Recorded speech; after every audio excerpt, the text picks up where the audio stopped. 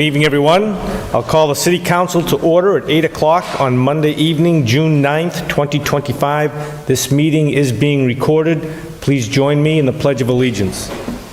I pledge allegiance to the flag of the United States of America and to the republic for which it stands, one nation, under God, indivisible, with liberty and justice for all. Thank you. This evening we have 41 items on the agenda, and I will ask the city clerk to please read agenda item number 1. Minutes of the City Council meeting, May 19th, 2025. Councilor Brown. Thank you, Mr. President. Move to accept and place on file the minutes. Motion made and seconded to accept and place on file the minutes. Any discussion on the motion? Seeing none, all those in favor? Opposed? The minutes are filed. The vote is 9-0. Agenda item number 2. Now is the time for the public hearing on the petition of Comcast to install new underground conduit starting at pole number 55, excavating to place one 3-inch PVC conduit, 158 feet plus or minus, at a proposed 2-foot by 3-foot vault to provide service to 634 Street, order number 25-100, 9452. Okay, this public hearing we've taken up in 4 stages. First, the public speaking in favor.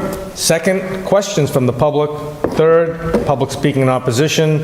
And finally, questions from the City Council. I will ask if the applicant is here from Comcast.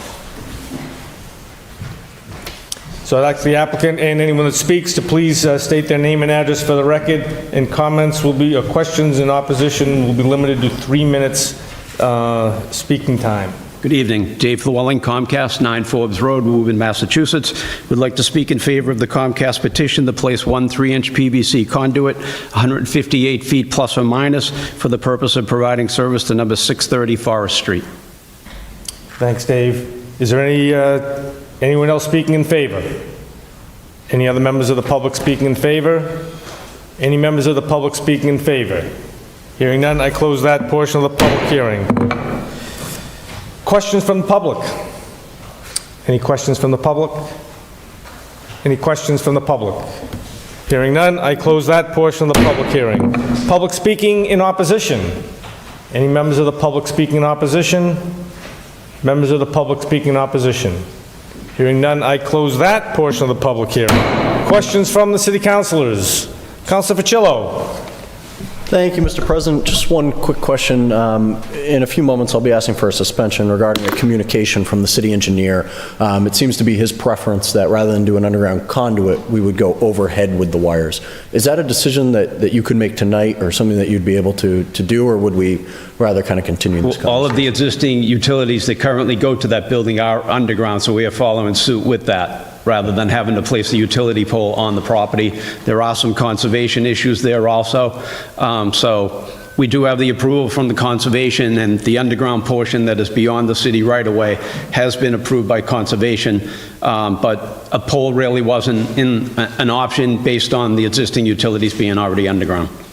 Thank you. Thank you, Mr. President. Comments or questions from the city councilors? Comments or questions from the city councilors? Questions from the city councilors? Hearing none, I close that portion of the public hearing. I would make a motion or recommend a motion be made to refer this to public service, and we'll take this up as quickly as possible. We would like to resolve the issue between what our engineering folks want and what Comcast would like to do, because maybe it's just a communication issue, and that might be, if you want to call the city engineering department to discuss it, that might be of value as well. Yep. So, Councilor Ficillo. Thank you, Mr. President. Move to suspend the rules to accept a communication from the city engineer. Motion is made and seconded to, well, first motion to suspend the rules. All those in favor of the suspension? Suspension's approved. Councilor Ficillo. Thank you, Mr. President. Move to refer to the Public Services Committee. Motion made and seconded to refer to the Public Services Committee and accept the DPW's recommendation. So motion's made and seconded to refer this to the Public Services Committee, and we'll accept the correspondence from the city engineer. Any discussion on the motion? Seeing none, all those in favor? Opposed? Motion carries 9-0. Thank you very much. Agenda item number 3. Now is the time for the public hearing on the application for a wireless special permit from Jerry Squires on behalf of Dish Wireless to install, operate, and maintain a wireless communication facility consisting of 9 antennas, 12 RRUs, 12 fiber cables, and ground equipment within 100 feet lease area on and next to the water tank at 115 Onamog Street. Order number 25-100, 9432. Again, this public hearing will be taken up in 4 stages. First, with the public speaking in favor. Second, questions from the public. Third, public speaking in opposition. And finally, questions from the City Council. I'll open the first part of the public hearing with the public speaking in favor. Please state your name and address for the record, please. Jerry Squires, 101 Palisades Circle, Stoughton, Massachusetts. I'm here tonight representing Dish Wireless LLC, seeking a special permit under Section 650-25 of the City of Marlborough zoning bylaw to locate a wireless communications facility on the existing water tank at 115 Onamog Street. The facility will consist of 9 antennas, 12 remote radio units, 12 fiber cables that will run from our equipment compound to the underground and existing conduit to up the water tank to the antennas. Our ground equipment will be in a 10 by 10 foot lease area, sitting on a 5 by 7 foot platform. This is a very similar installation which was already used by Sprint PCS in the past, which has now been decommissioned. We received comments from the consulting firm that the city uses for water tanks. We're going to take into account all their comments when it comes time for the construction drawings and to be filing with the building inspector. Okay. Thanks, Jerry. Is that it? That's it. Right. Thank you, Jerry. Any other members of the public speaking in favor? Any other members of the public speaking in favor? Members of the public speaking in favor? Hearing none, I close that portion of the public hearing. Questions from the public? Any questions from the public? Questions from the public? Hearing none, I close that portion of the public hearing. Public speaking in opposition? Public speaking in opposition? Any members of the public speaking in opposition? Hearing none, I close that portion of the public hearing. Questions from the city councilors? Any questions from the city councilors? Councilor Ficillo. Thank you, Mr. President. I do not have any questions at this time, but just wanted to remind councils that this is in the Public Services Committee, and we'll be having a meeting to go through the special permit. So thank you for being here, Jerry. Thank you, Mr. President. Thank you, Councilor Ficillo. Any other questions from the city councilors? Questions from the city councilors? Any questions from the city councilors? Hearing none, I close that portion of the public hearing and the entire public hearing, and this is in public service, and we'll be in touch with you, Jerry, with a date for the public service meeting. Thank you very much. Agenda item number 4. Now is the time for the public hearing on the application for a special permit from Attorney Gemma Cashman on behalf of TV Marlboro LLC and Green Army Laboratories, Inc., for the purpose of operating an independent marijuana testing laboratory to be located at 260 Cedar Hill Street, order number 25-100, 9433. Again, this public hearing will be taken up the same 4 stages. Public speaking in favor, questions from the public speaking in opposition, and questions from the city councilors. We'll start with the public speaking in favor, starting with the applicant. Please state your name and address for the record, please. As soon as... There we go.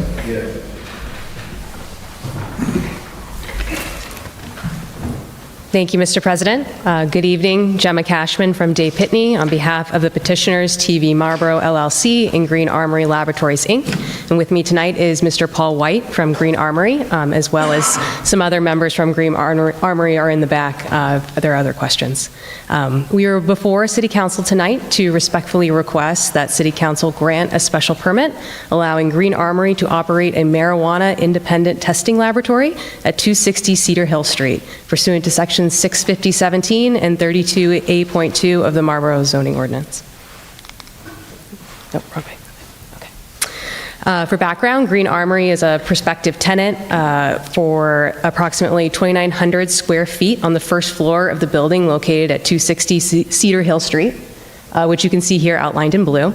The site was acquired by TV Marlborough in 2006 and has not been sold in the interim. The existing building is approximately 50,000 square feet and is a multi-tenanted building with mostly research and development type users. The property is zoned industrial. It's located in Ward 3 and is surrounded by commercial uses. As you can see, the access and egress is provided via Cedar Hill Street. I'm going to turn things over to Mr. White now to talk about Green Armory and to describe the specifics of the project and the day-to-day operations. Good evening.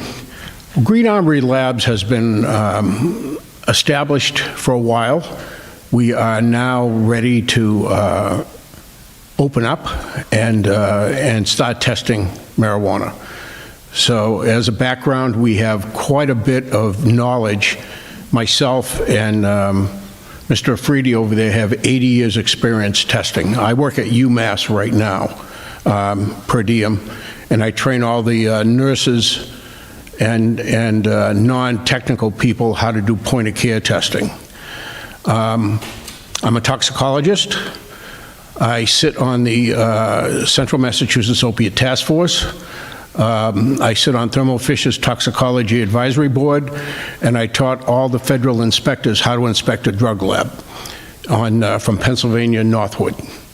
So we are ready to go. We're ready to order our equipment and looking for the permit so we can open up.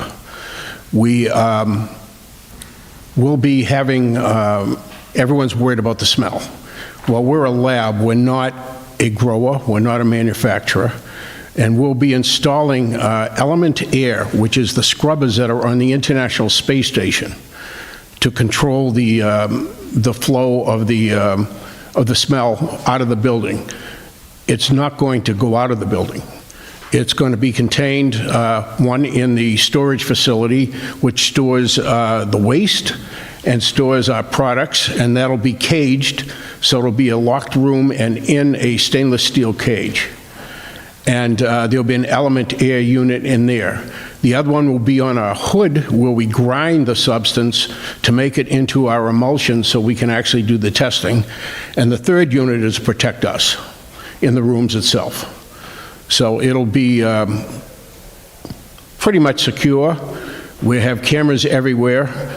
We'll invite the Marlboro Police in to inspect and make recommendations on where to put the cameras, but we already have that pretty much in line. Thank you. Thank you, Paul. Just to emphasize a few additional points, there are going to be no proposed changes to the exterior of the building or the site, with the exception of the addition of a new service entrance. It's at the top of the plan. And also to emphasize that this is an innocuous use, as the city could hope for in terms of a marijuana-related use, as Mr. White described. This will not pose a direct threat to the health or safety of any children or vulnerable populations in the city. If there are any adverse effects, which it's highly unlikely that there would be any, they won't outweigh the beneficial impacts to the city or the neighborhood. Just also to emphasize that with respect to traffic flow, there's generally only going to be 2 people on site at a time, at maximum 5 during the peak period. There's going to be no clients coming and going out of the facility. And with respect to impacts on public service, there's not expected to be any increases or changes to the noise, air quality, as Mr. White described, water, sewer services, generation of unusual waste. Everything will be substantially the same as it is now. With respect to the current status of the project, Green Armory received, or they entered into a host community agreement with the city back in February. We also received informal site plan review with the site plan committee in March. So the next step is why we're here tonight, to ask for special permit approval from City Council. So we're here for any questions, but thank you for your time and consideration. Thank you, Gemma. Any other members of the public speak in favor? Any other members of the public speak in favor? Any other members of the public speak in favor? Hearing none, I close that portion of the public hearing. Questions from the public? Any questions from the public? Any questions from the public? Hearing none, I close that portion of the public hearing. Public speaking in opposition. Any members of the public speaking in opposition? Members of the public speaking in opposition. Hearing none, I close that portion of the public hearing. Questions from the city councilors? Councilor Oram. Thank you. It's more of a visual issue. Is there a chance you can enlarge that so I can see it a little better? No. Can't see it on your plan either. You can't do that? Okay, well, can you explain what's in the middle, and are those offices out on the right side? And I see the loading dock. I was able to read that. I see the vestibule. I was able to read that, but I wasn't able to read what's in the middle. You got to go to the mic. I'm sorry, sir. Didn't mean to draw you over there, but It is the white space over here in the corner, and there's going to be a new door implanted over here, and that's our main entrance in. I see. And all the doors will be locked. You have to be buzzed in to get in, or keyed in to get in. But no one else is going to get in there, not even tours. We can't allow anyone under 21 in. Sure. At all, ever. Even if we want to give a tour, we can't allow it. So it has to be 21 or over to get in there, and the only ones that are getting in there besides us are the people that deliver the products. There are transporters, and they come in and they sign it, and they watch it, and they watch us weigh it, and everyone signs off on it, and then we take it from there. I see. And if you could explain the rooms in the middle. The ones in here are all office spaces, Yes, right I here. understand that. This is actually our testing space, right here. Oh, there. You know, over in this area, right here. This is all office space, and with 4 offices, 1 a conference room, and 3 other rooms. And we're going to be probably storing the product in this office right here. Okay. Are you using all those other shaded rooms? That's the rest of the building. That's not us. Oh, I thought that was all your building. Oh, no, no, no, What are you no. doing in all No, those no. other rooms? Thank you so much. Thank you, Mr. President. Thank you, Council Oram. Council Doucette. Thank you very much, Mr. President, and thank you for the clarification of white versus gray. So most of the times, you know, when it comes to these types of testing facilities, is it true, basically, you're getting an average product, but your sample size is actually a fraction of that? A fraction, right. It Yeah. comes in a glass jar. Either glass or plastic? Well, we don't want plastic. Plastic absorbs THC. Okay, So it's in glass. okay. It's sealed. From the grow From the facilities? growers. And we can do material from the manufacturers like gummies and oil and all that too. Yeah. But we prefer to have the original product and then test it, and the only thing that we have to test on the finished product is the amount of material, THC, in the final substance. But if we test the original in the beginning, we save a lot of time and energy on trying to emulsify something like a gummy. Right, okay. They still need to be tested, but I understand Yes, they that. need to be tested. Yeah. So the critical issue is actually, you know, basically from the handle in to destruction.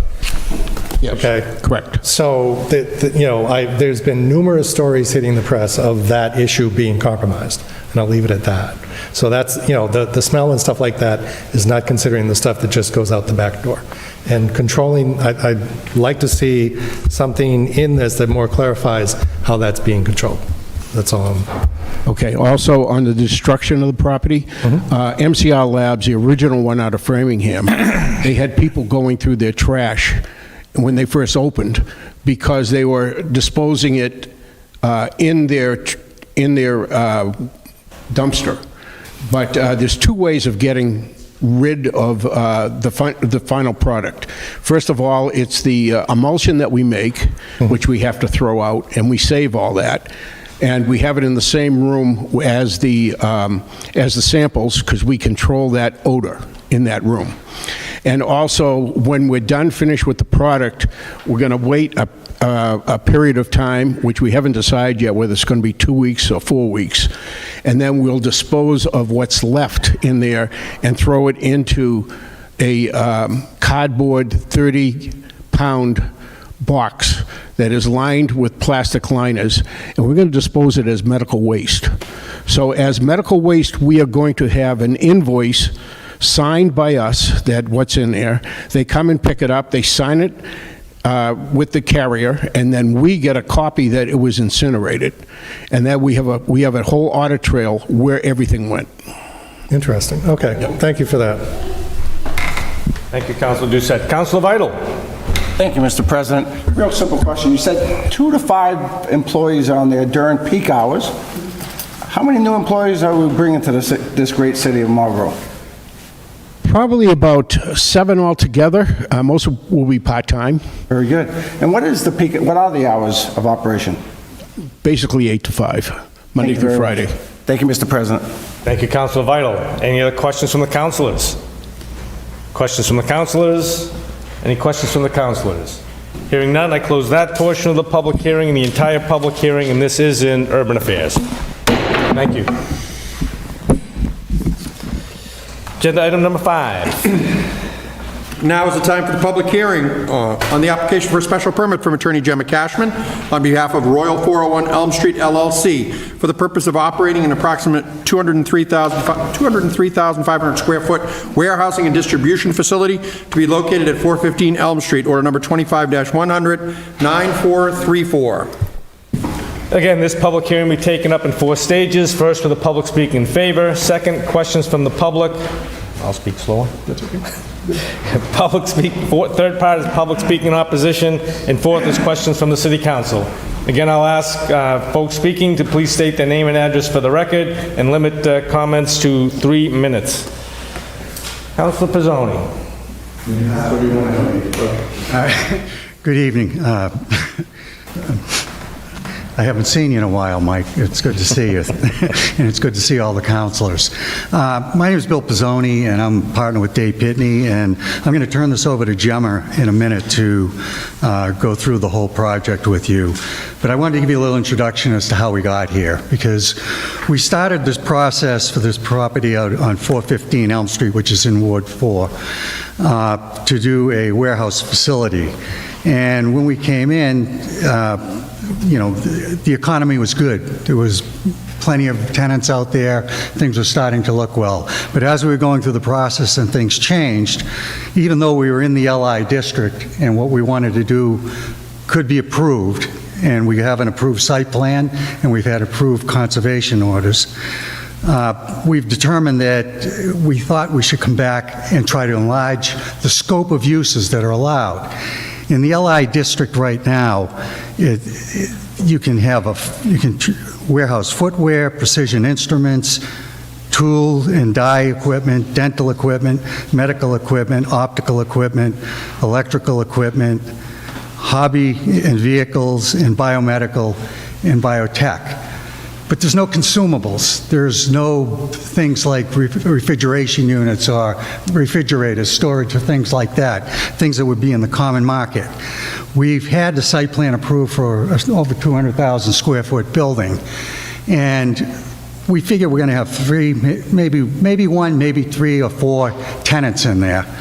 And we'd like to have the flexibility to put in warehousing that I believe was intended when the LI district was drafted. However, because they lumped manufacturing and warehousing together, it kind of isolated them and limited what we could do there. So what we're looking to do is to expand on the uses to allow us to basically use most any warehousing use, but we put limitations on it. And at site plan, we agreed to put them in our site plan approval so that we can't put an Amazon type of facility in there, which would be, multi-purpose, large facility with a lot of traffic coming in and out. And we couldn't put any hazardous waste or anything like that.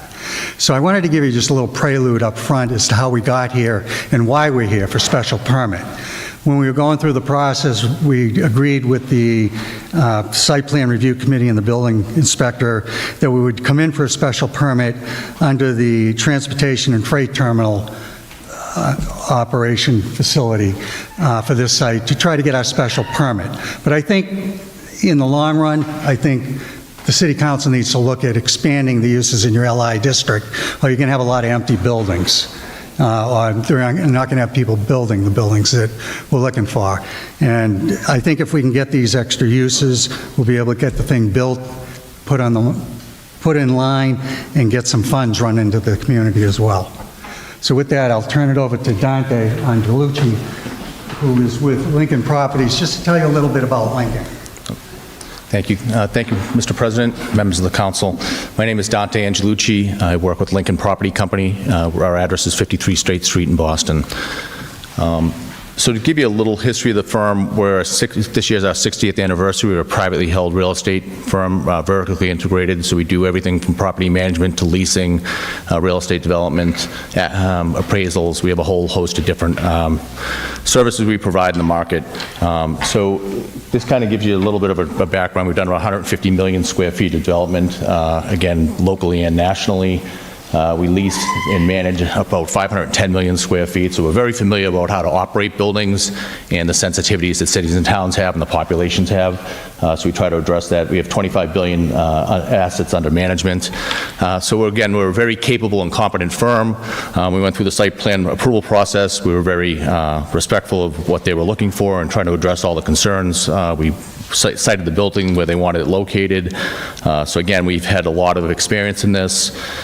We believe in working with local communities and to ensure that we're delivering products that are well situated in the neighborhood and fit into the fabric of the city and town and address the needs of our stakeholders as well.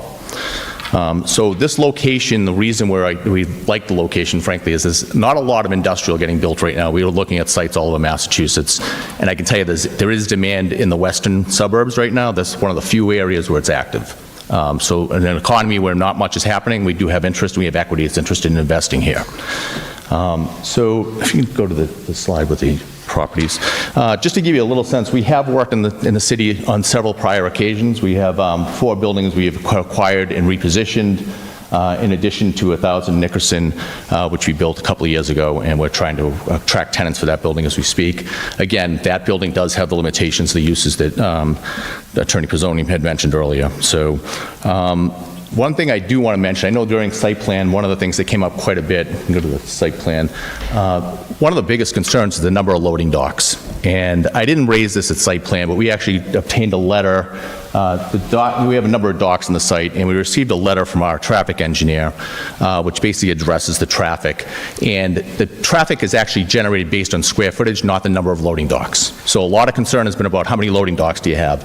Well, the reality is all of the statistics in terms of how the analysis is done on traffic is really based on the square footage. And this project, we've done the analysis, has very, very limited amounts of additional traffic in the neighborhood. And in addition to that, we also did traffic study analysis at the intersections. There has not been a truck accident in the neighborhood for over 7 years. There's nothing going back 7 years, and may have even been longer than that, but that's how far back the statistics go that they analyze. So I wanted to share that with you as well. And with regard to kind of the uses, I just wanted to dig into that just a little bit before I jump into kind of the benefits. You know, anything, if you think about it from the perspective of what's in your home, anything that's in your home came through a warehouse at some point. So any of the consumables that are in the market, whether it be paper towels, sheets, furniture, kitchen cabinets, all these items need to be stored someplace. And right now, the limitation on some of the items that are being pursued, I'll give you the one example. In terms of biotech, I understand the rationale for wanting to have done that. I worked at Alexandria Real Estate for 3 years. I did about $5 billion worth of development in the Boston market.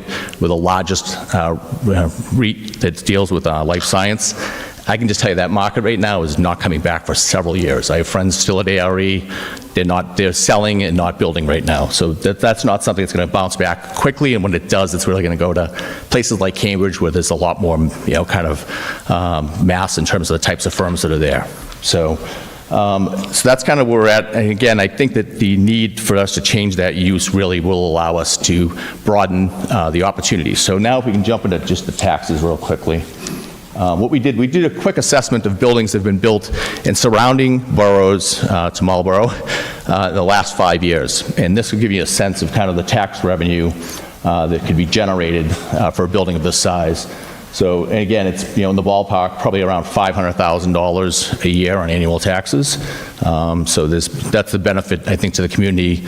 And again, this building is located in a really good location because it's proximate to 495. You can get there quickly when it's not too far away from the exit. So that's the good news, and the traffic patterns will be addressed that way as well. So happy to answer any additional questions you might have. I'm going to turn it back over to Gemma. Thank you. Thanks, Dante.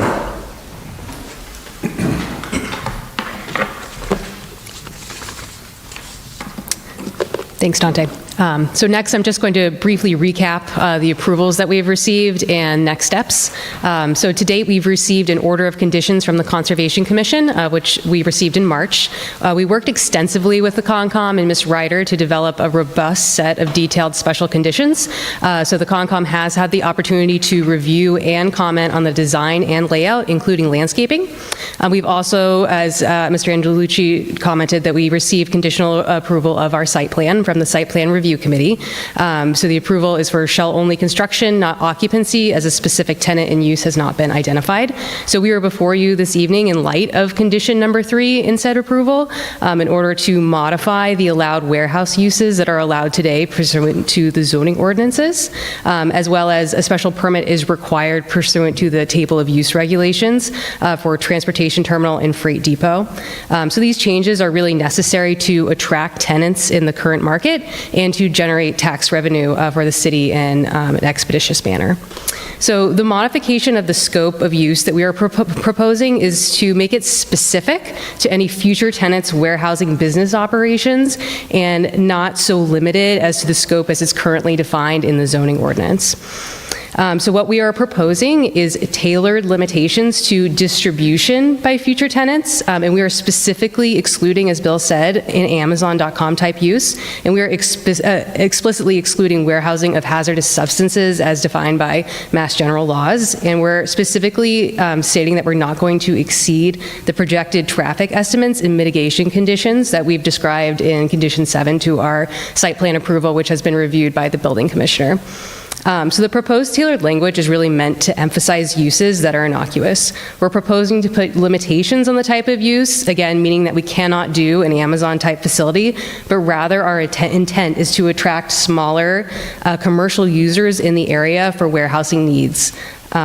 We specifically put these limitations in the proposed use description in order to protect the city and really what the city has vocalized that it does not want in this area. So in conclusion, again, I just want to emphasize that the overall purpose is to enhance the applicant's ability to lease the property in this current market, which is both to the applicants as well as the city's best interest, so it doesn't sit vacant and it does generate tax revenue for the city.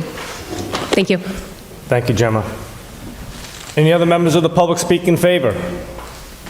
Any members of the public speak in favor? Any members of the public speak in favor? Hearing, oh, Mr. Rowe. Doug, grab this one over here, it'll be easier for you.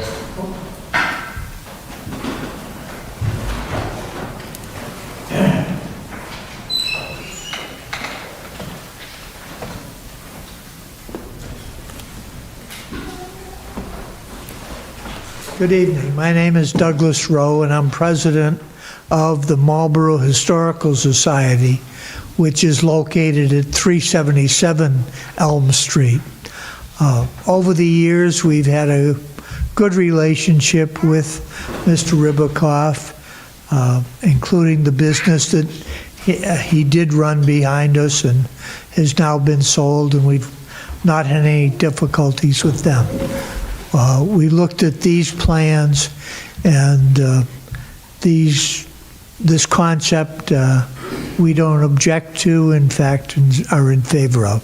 Thank you. Thank you, Mr. Rowe. Any other members of the public speak in favor? Any other members of the public speak in favor? Any other members of the public speak in favor? Hearing none, I close that portion of the public hearing.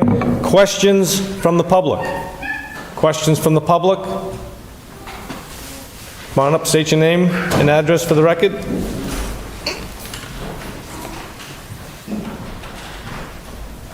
Scott Roulard, 180 Berlin Road, Marlborough. Thanks, Scott. I have a few questions. Could you pull up the site plan?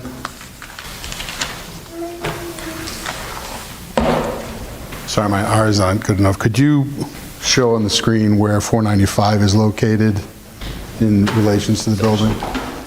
Right there. And then, thank you. Yep, you're welcome. I have a question on the, it's a 24-acre lot. How much of the lot is planned to be cleared during construction of the mature trees? Let me have the specific, I'm sorry. I don't think I have the specific number with us. I can get that for you, but I honestly don't. 10%, 20%, 100% Well, of? the entire back of the lot, I apologize, I'm going to walk back to the microphone, but obviously this all slopes back. Want to use that? Yeah, Don, just take the microphone with you, Don. Apologize. Thank you. So this whole area here wouldn't, like I said, there's a roadway that comes around tight to the building, so we're not touching that. This entire area here stays untouched. This all remains the same. So again, it's probably, if I had to guess, it meets the lot coverage requirements, obviously, for the city in terms of the regulations, so we're under whatever the lot coverage requirements are. But if I had to guess at it, it's someplace between 70, 75%, maybe 80 on the high end. All right, thank you. But it does comply completely with the city's requirements.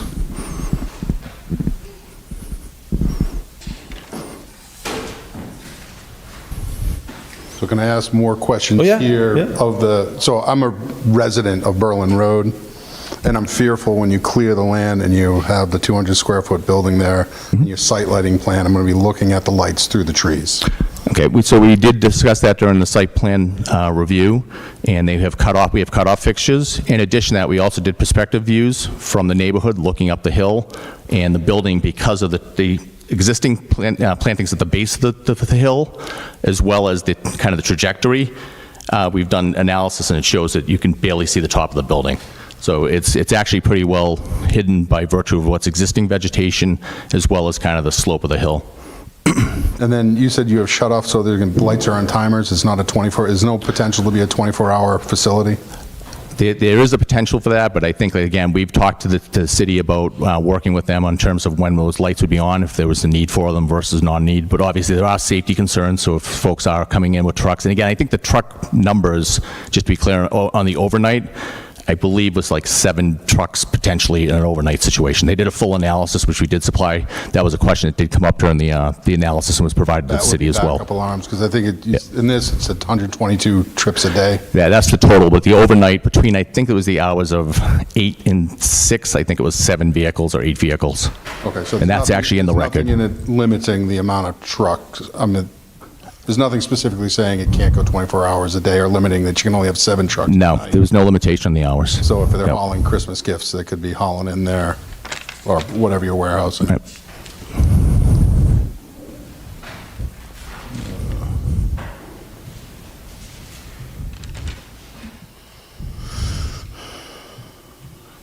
All right, I think that was everything I had. Thank you. Thank you very much. Scott, I will mention, for the lights, the site plan took a comprehensive look in that, and they have it so that all the lights, is the right word, stays on the property, Tom? Is that the right way to say it? Yeah, so there's no light escaping from the parking lot into the woods or into the neighborhood, so they have the lights designed that way, so if that helps at all. Yeah, I mean, in the wintertime, where we are on Berlin Road, you can actually catch the headlights driving by. I'm just fearful of now I'm looking out my back window, which is currently wooded. Yep. We have deer, bobcat, turkeys, and instead I'm going to be looking through trees at a lit-up building 24/7. All right, thank you. Thank you, Scott. Any other questions from the public? Any other questions from the public? Any other questions from the public? Hearing none, I close that portion of the public hearing. Public speaking in opposition. Members of the public speaking in opposition. Members of the public speaking in opposition. Yep, Scott, come on up. I guess I could just count as I'm opposed to the special permit, because I'm opposed to the development in my backyard. Okay, so my concerns are the light, the noise on backup alarms, for the vehicles moving around, bumping around, and that, we will hear it where we live. Okay, so noted. Thank you, Scott. Any other members of the public speaking in opposition? Members of the public speaking in opposition? Any other members of the public speaking in opposition? Hearing none, I close that portion of the public hearing. Questions from the city councilors? Councilor Brown. Thank you, Mr. President. I just wondered about when the trucks are at the docks, would they be required to have their engines off, or are they allowed to idle at all? Just if there's any policy about that. Right now, not knowing specifically who the users are, we don't necessarily have one, but again, if there was a requirement or a request from the city council to do something like that, we could certainly entertain it and figure out how to have a requirement for idling periods or whatever. Again, we typically have maintenance and operational requirements and with our tenants, so if there's something that's really concerning to the city council, we'll absolutely address that. Okay, I just, For me, one of my questions was similar to the resident, Mr. Roulard on Berlin Road, and with the loading docks, where they are, and it does abut the residential zone side of the property, so that's why I was just kind of wondering about the trucks and when they'd be coming and going, which you answered, and also what some of that sound might be like. Would it be constant? And Yeah, again, it's really going to be a function of the user. We've committed to not doing a fulfillment center. We're not trying to, get significant, and we are constricted by the site plan approval with regard to the number of trips we can have out of the site, and we have a monitoring requirement for that. So again, if it became a problem, we would absolutely address it with the city. But more importantly, I think it's several hundred feet, I think, from, kind of where the building is to actually where the houses are. I think we actually had our engineer measure that, and I think he said it was at least 500 feet, I think, in most instances. So it's a fair distance away, and it's down a significant hill. I think there's something like a 90-foot difference in elevation. So again, I think it would be both distance and height-wise, I think it would actually mitigate much of that. thank you very much. You're welcome. Thank you. Thank you, Councilor Brown. Councilor Doucette. Thank you very much, Mr. President. So from 415 Elm Street, you'd probably be taking Felton Street if you're going to get on 495. Is that the assumption at this point? My concern, I can understand when you brought up refrigeration and air conditioning, freezing, because food delivery service is now becoming a thing, so having that as a staging for local delivery, which gets more into, breaking large deliveries down to smaller deliveries, which may not have as many 18-wheelers, but you have these other small delivery trucks coming in for last mile type stuff. So I'm not sure whether or not the traffic is appropriately patterned, because I'm not sure, this isn't like a bunch of 18-wheelers coming back and forth out of this. I don't see that here. What I do see is stuff coming in 18-wheelers and stuff coming out in smaller trucks. Okay? Sure. So I'd like to see a traffic pattern that takes into account those types of patterns. Yep. To be clear, it included all that. It included, the 122 is just the truck trips. It actually included all the vehicular traffic that would go and come from the site as well for warehouse use. So that's actually been incorporated. Just to give you a sense. 122 per day. 122 per day, right, going in and out. So total is 122 going in and out, so the same number exiting. Not exiting, excuse me. Total is 122 aggregate. Okay. All right, and the total percentage of increased traffic was 4%, which is de minimis in the entire. If it was that low, I can see it being 4%. I have a hard time believing that number. Trust me, we went through a lot with the city engineer. They had a lot of questions on this, and we spent a lot of time with it. And we went back and forth with several different analyses, providing additional letters of explanation. In addition to that, they required us to do roadway mitigation in case the roads get deteriorated in any way, shape, or form. Okay. So we've tried to address as much of that as we possibly could. But again, we also did the truck traffic accident analysis, because I know that was a concern from a safety standpoint. And again, we were able to show that over a 7-year period where the records went to, that we could look back, there hadn't been a single incident at that traffic signal at the intersection. Well, that I believe, considering the current traffic flow. Yeah. That doesn't surprise me at all. Yeah. But, okay, I hope. But again, we'd be happy to supply the traffic study that we did, which shows the additional traffic going out of there. And just to give you an example, one thing you did raise with regard to the refrigeration, we did have a user, it was called Rote, who looked at the 34 Martin Street building we had, and they refrigerated candy, and they didn't come because it wasn't allowed use. So we did lose a tenant previously for not having all the uses. I think that's a deficiency in our zoning, to not allow that. I think this is an important issue, as strange as it may sound. Thank you so much. Yeah. Appreciate it. Thank you, Councilor Doucette. Councilor Orem. Mr. President, a couple questions. A few of them have been already answered, but from what I'm hearing, this is a wooded site right now that you're going to remove the woods. Mm-hmm. Who's your closest neighbor? Probably the Historical Society might be the closest. Okay, so you do have some houses on Elm Street. The Historical Society is right here. Okay. And then there's some additional homes all in the back here, and then there's some, I think, down across the street on this side. Okay, so they're all several hundred feet away from. There are some houses on Elm. Yep. You're Yes, probably correct. near the other industrial building a little further up. Right, that used to be. It's kind of up here. Okay. The relationship with that, not on that. And is it imperative that you need to operate 24 hours a day? So what I would say on that, Councilor, is we're building the building speculatively, and if we go out of the gate having a limitation on hours, and there's other operational buildings that are available, they're going to go to the 24/7, we're going to lose tenants. That's kind of the rationale. Right now, we're trying to cast a broad net. Again, we want to make it the least intensive as we possibly can as well, appreciating what the city's looking for.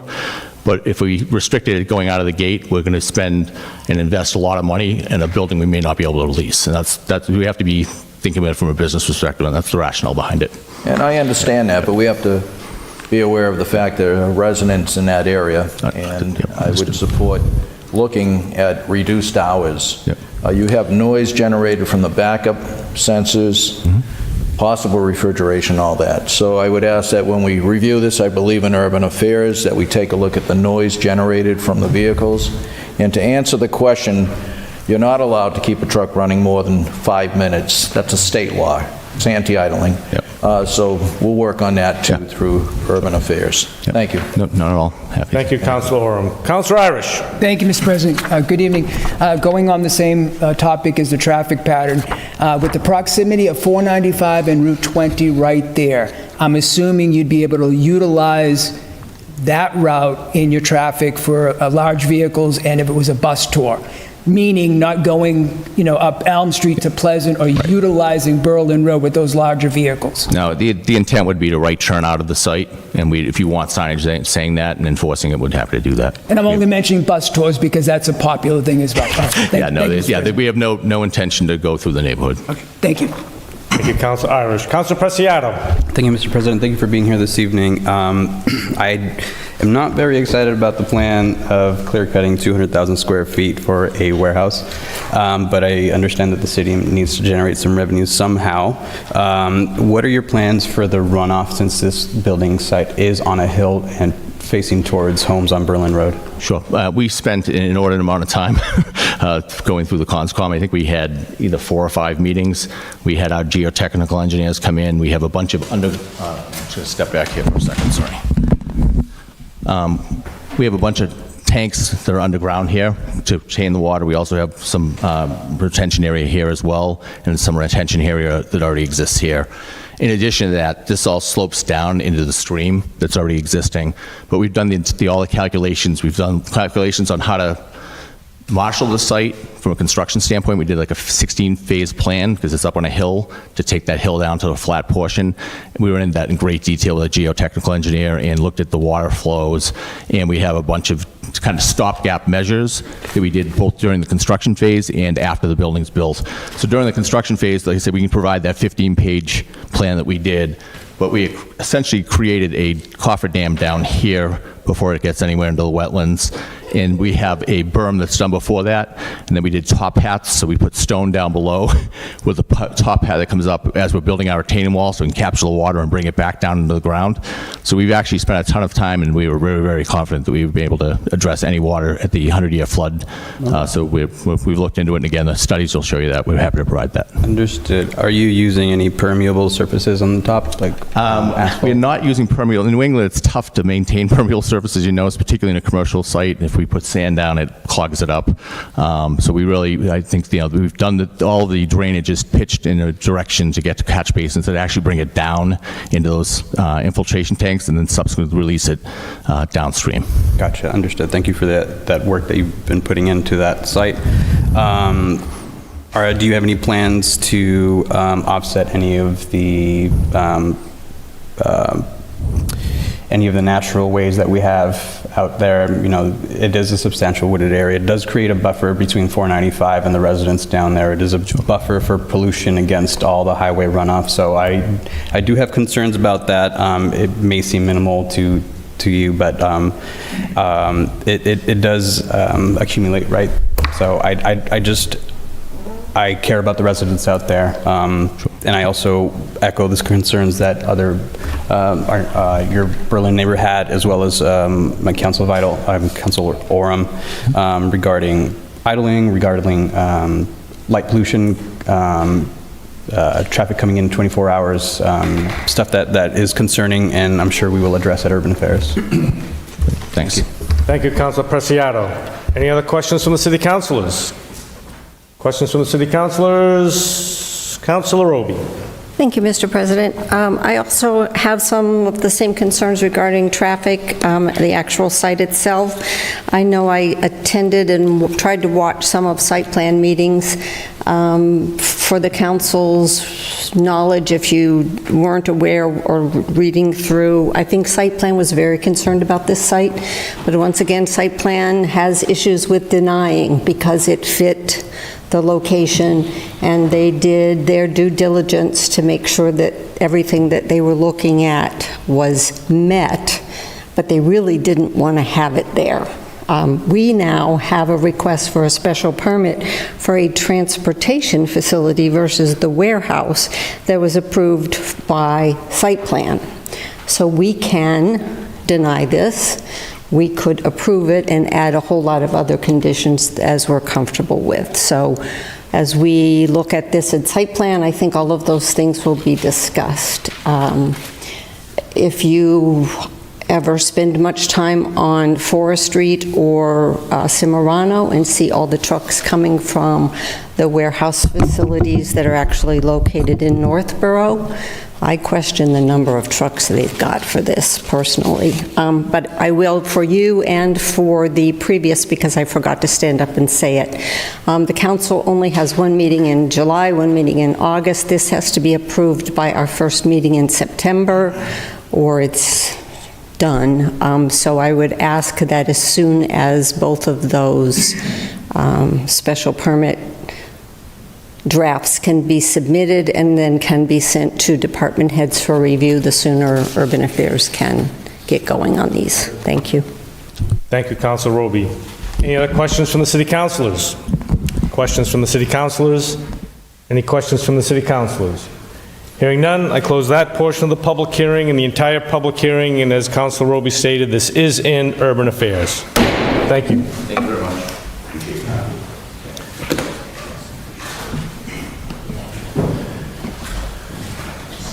Good for the next one? Look at you. Agenda item number 6. Now is the time for the public hearing on the proposed zoning amendment to Chapter 650 zoning to create the Ames Village Overlay District, order number 25-100, 9458. Okay, this public hearing will be taken up in 4 stages. First, the public speak in favor. Second, questions from the public. Third, public speak in opposition. And finally, questions from the city councilors. I'll ask anyone speaking to please state their name and address for the record. We'll limit speaking times till 3 minutes. So with that, we'll open the first part of the public hearing with the public speak in favor, starting with the applicant. Thank you, President Ossing and councilors. For the record, Brian Falk, attorney at Myrick, 100 Front Street in Worcester, here on behalf of the petitioner, Marlboro Northborough Land Realty Trust, which is an affiliate of the Gutierrez Company. Here with me tonight is Scott Weiss from the Gutierrez Company. This is a petition for a zoning amendment to add a new overlay district known as the Ames Village Overlay District on 11 acres at the corner of Ames and Forest Street. This is a vacant site right now in the A3 residential zoning district. The site is a transitional area between the Avalon multifamily community to the south, commercial and industrial areas to the east and the west, and single-family homes to the south.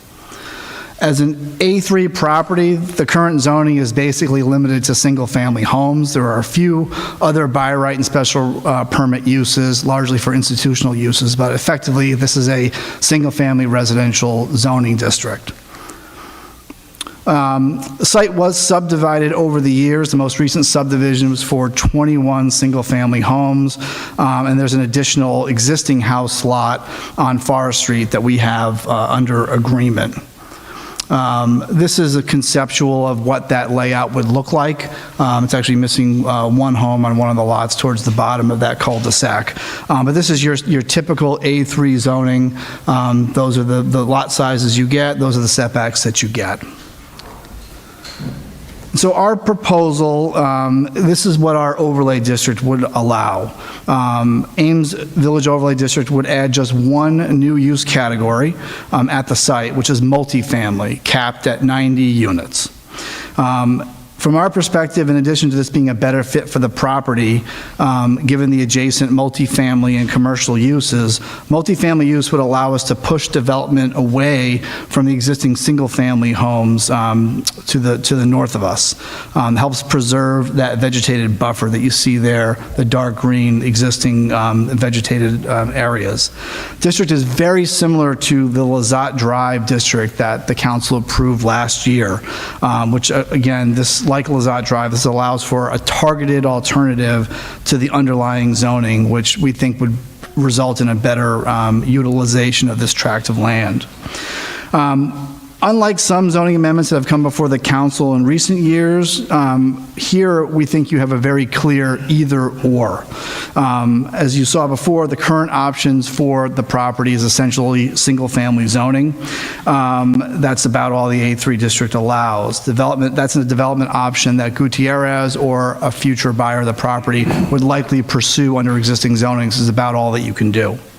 The overlay district we're proposing, which would be your or, is limited to, again, one use, multifamily, with a capped number of units. Here the council doesn't have the unknown that sometimes happens when you're looking at a zoning amendment. Well, this is what you're proposing, what might come down the road if it's not you before us as the property owner. You don't have that here. It's multifamily. That's what the overlay district would allow if we pursued multifamily development, or the underlying zoning, which is, again, essentially single family. This is also a little different than other zoning amendments you've seen in recent years. This is not a conversion of commercial to residential. This is already residential, lower density A3 residential, which allows for the build out that you saw on the previous concept plan. These would all be condominium units targeted for empty nesters and seniors. So this would create new downsizing options in the city and surrounding areas with a higher overall property value for the tract of land and a lower demand on city services, in particular school services. With that, I'm going to turn to Scott Weiss, who just talk to you a little bit about Gutierrez Company, the specifics of this plan, and some of his outreach with some of the neighbors. Scott? Thank you. Thank you, Brian. Again, for the record, Scott Weiss with the Gutierrez Company based in Burlington, Massachusetts. Thank you, Attorney Falk, for having us here. And just to reiterate, I think we've been in front of the City Council on a number of projects. We've done a number of projects throughout the city, a number of parcels of land that we've been involved with, including the Moderna facility most recently on Hayes Memorial Drive, as an example. We are a multi-asset development company, so we do commercial, office, industrial, life science, residential, all different types of product types. And as you heard earlier, much of the industry is really focused on housing. That's where the need is. This site, as we've talked about, has always been a housing site. It's a single-family housing site. It's not a commercial site. And is not really the best place, as we've looked at it, for single-family housing, as it would, as indicated, be across the street from Marlboro Technology Park or Central Steel or the Avalon Bay. It really offers an opportunity to have a transition between the single-family home neighborhood of Glen Street and to transition into this area. So if we could go to the next slide. Talked a little bit about the proposal that we have here. So what we did was to give a rough overview of the projections, tax revenue projections, and just to highlight at the bottom, you have the Ames Village condos, as we're referring to them here. The 90 units would result in roughly $450,000 in annual tax revenue to the city, whereas the single-family housing, as allowed and approved previously on the site, would result in a net tax loss, if you will. It would not generate as much tax revenue as you would expect to cost. And that's mostly based on primarily school-age children and the cost of education in the community. The age-targeted project that we're talking about really wouldn't have any school-age children, whereas your typical single-family home would average a little less than 2 kids per housing unit. So that's how we get there. So if you compare it, the net loss versus the $450,000, you're actually over $500,000 to the net benefit by upscaling this property to be able to have additional tax revenue. I'll go to the next slide. So we have been here in the past, so why is this different? How is this different than where we've been? We embarked on some additional work with the neighborhood, holding a couple of neighborhood meetings and having some discussions with neighbors. Certainly some of the closest neighbors on Sandini, Teller, and the roads close by, looking to identify those items that are most concerned. As we've talked about, we're looking to maximize the buffer between the existing homes and this proposed development. We previously had proposals that were 120 units. We've knocked that back by 25% down to 90 units. We've consolidated. We had 3 buildings. We're talking about 2 buildings. We're pushing those buildings as close as really feasible to Ames and Forest Street. We have acquired, as mentioned, the 343 Forest Street, which was not part of the prior development. We didn't have that under our control. So we're really trying to move everything away from the neighborhood, push it down, use the topography of the site, which is a hill. So we keep all of the new development on one side of the hill and use the hill to help screen from the existing homes on the other side as well. And then focusing the access towards Ames Street and keeping the access out of the property on Forest Street towards Ames Street as well with a right turn exit. Those were some of the components and some of the things that we heard from the neighborhood that we've incorporated into the proposal. And with that, I can turn it back to Attorney Falk for a quick summary. Thanks, Scott. So regarding the specifics of the overlay district, I mentioned again, 1 new use, multifamily, that would be by special permit by the city council. It would also require formal site plan approval from the site plan committee. So we're at the very beginnings of the regulatory scheme here. Zoning, if approved, then special permit. If approved, then site plan approval. The zoning dimensions that we included in the overlay district for the multifamily use would have a minimum 50-foot vegetated buffer at the perimeters of the site and at least 4 acres left natural and undisturbed. The maximum lot coverage would be 50%, so the total green space would be 5.5 acres out of the 11. In contrast, single-family homes developed by right could be located very close to the existing homes in the neighborhood with just 30-foot setbacks to the rear, 15-foot side setbacks, and no requirement to maintain the existing wooded area. Most of that wooded area would become house lots. The zoning also includes a provision requiring management of the soils impacted by historic apple orchard use in this area.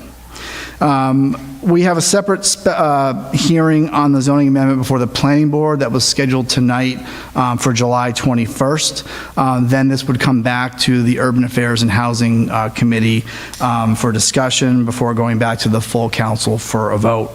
That concludes our presentation. We look forward to your questions and thank you for your time. Thank you, Attorney Falk. Any other members of the public speaking in favor? Any other members of the public speaking in favor? Any other members of the public speaking in favor?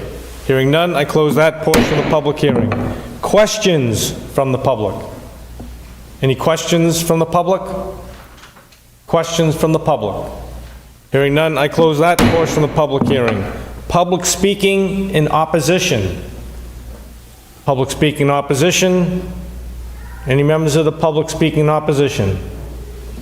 Hearing none, I close that portion of the public hearing. Questions from the city councilors? Councilor Doucette. Thank you very much, Mr. President. I think this is the third draft that's come to the council at this point, because some of those pictures look awfully familiar. But I think overall, I like where it's going compared to other approaches, so thank you for your due diligence in getting working and coming back more and more. Doing condos, I think, is a big asset versus apartments, especially in this part of town. Acquiring that other house, I think, I had concern on egress from Ames and Forest for this lot, and you addressed that. So I'm really impressed, and I understand we're talking about an overlay district. We're not talking about a project, and you provide enough information to kind of clarify and put enough constraints on it. I think you guys did a good job presenting this in its current form, so thank you. Thank you, Councilor Doucette. Questions from the city councilors? Questions from the city councilors? Councilor Roby. Thank you, Mr. President. So the plans that you're showing are no longer buildable, just so the city council knows that housing subdivision has expired. I guess my concern is the fact that you're calling it age-targeted. It's not an over 55. The first time you refuse to let someone under 55 with 2 children buy one of these, you will be in court. So I think that is a concern for me. You just need to say that they're condos and rent to whoever rents them. So the potential of having more kids in the school district is still there, whether they're condos with 2 bedrooms, I believe I saw somewhere, or a house with 2 or 3 bedrooms. As was stated, this does have a public hearing from the planning board. When we hear back from them, then we will take this up. Thank you. Thank you, Councilor Roby. Councilor Orm. Thank you, Mr. President. I know you explained pretty much elevation-wise where these are. Do you have any balloon tests for the abutters to see, the residential abutters, to see what they may see, the tallest points of the buildings? We can certainly do that. In my experience, that's typically done at the special permit level, where we know what the building plans are going to be, the heights, that kind of thing. Right now, we've got the overlay district. There's a cap at 4 stories. That's what the zoning would allow. I would think as part of the special permit process, if we get there, that would be a great opportunity for a balloon test when we have specific building plans and layouts, would have a good idea of where they would be. And I share Councilor Roby's concerns about age-restricted. I think we have to go deeper into that legally to see if that can be done so it's like a 55 and over. If not, we're looking at the same concepts. Thank you. Thank you, Councilor Orm. Mr. President, if I may, if we could just address that point. So when we're saying age-targeted, that's not advertising, that's not the legal definition. We're talking about the product that we're putting out. And Scott can speak to this a little bit in terms of his experience working with this. In terms of the types of amenities that are offered, the size of the units, that's the age targeting is in the design, not in a legal restriction. And again, Scott can get into this.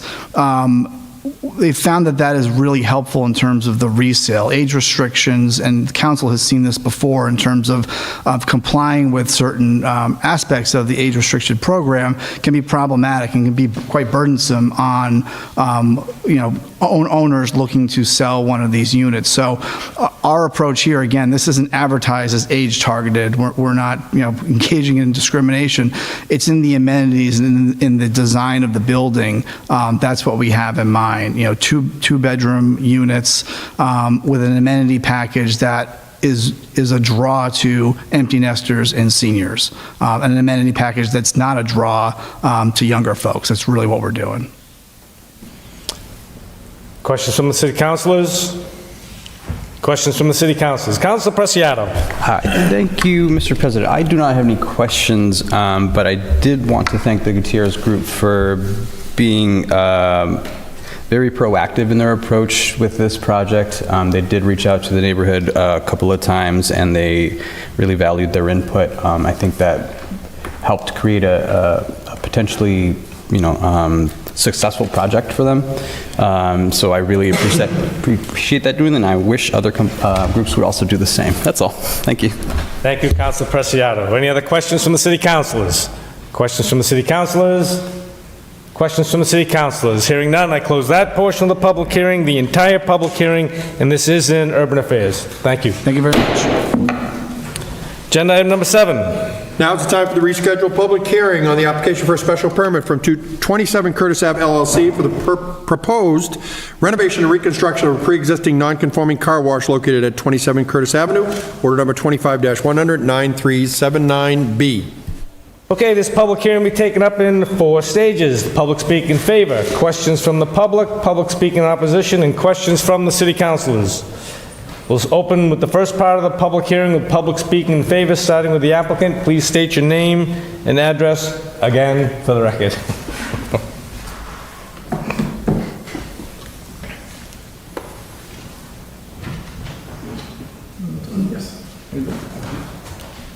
Good evening, everyone. Nick Gialusis here on behalf of 27 Curtis Ave. My partners are not here this evening. I'm just representing them solo.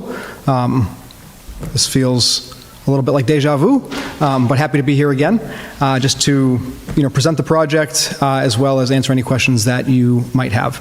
And so first and foremost, this is 27 Curtis Ave. It is an existing car wash. It's been there for at least 50 years, and I don't think it's been touched in the past 50 years. It's sort of, well, not sort of, it very much is falling apart.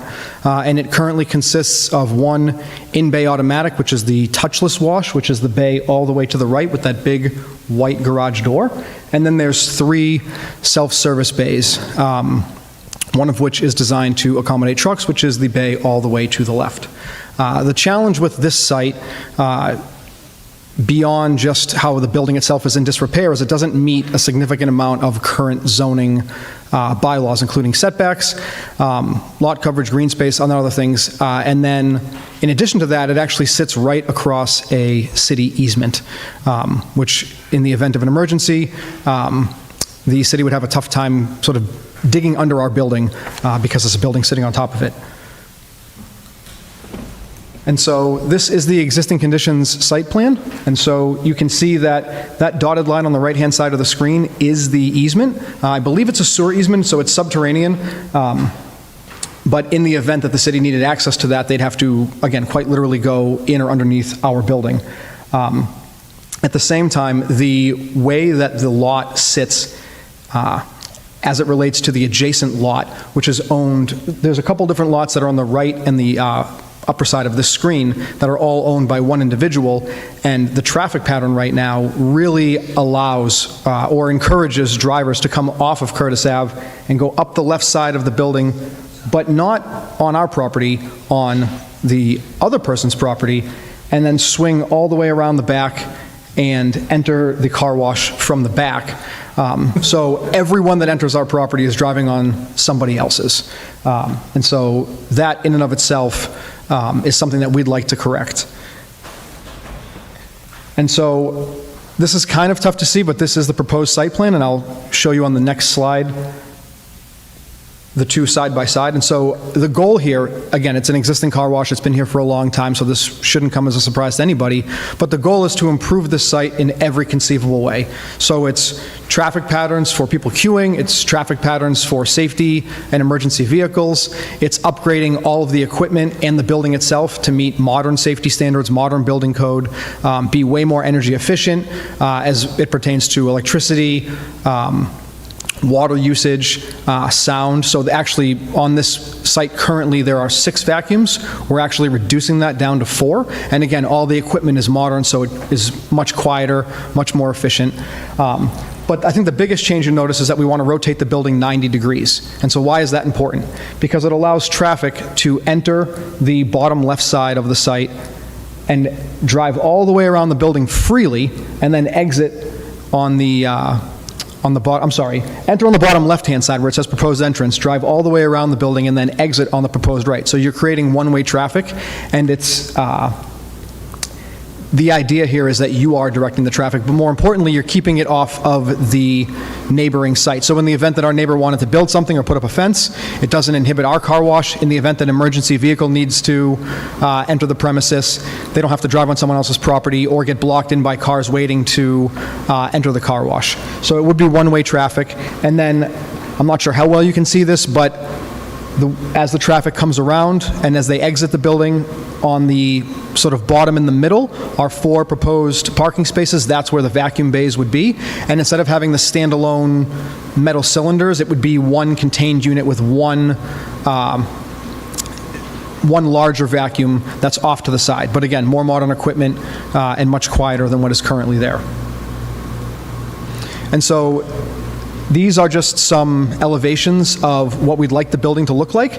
And so really what you're seeing from the street is the elevations on the bottom. So all you're going to be looking at is this very small facade that's about 40% of what you're looking at currently if you're standing on Curtis Ave, because as of right now, what you see is more in line with what's on top. And so again, by rotating the building 90 degrees, you're looking at much less of a building. Other than that, it's very much purpose-built with just room for a sign so people know it's a car wash.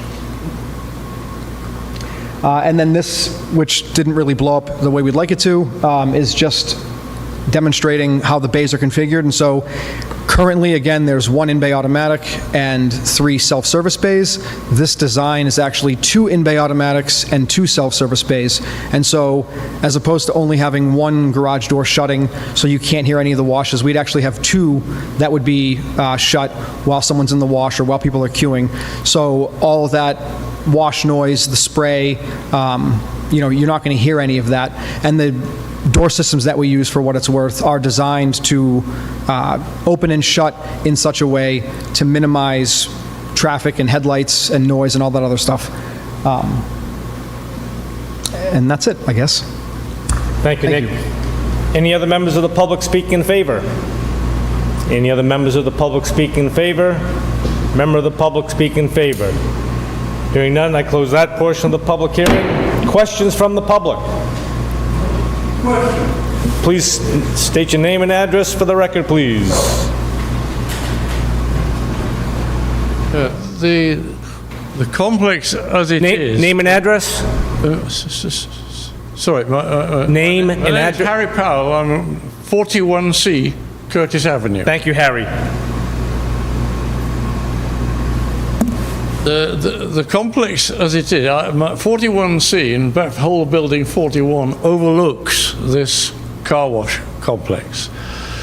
And very recently, in the last month, a bright light has been added to the south end. I don't know which end of on that drawing it is.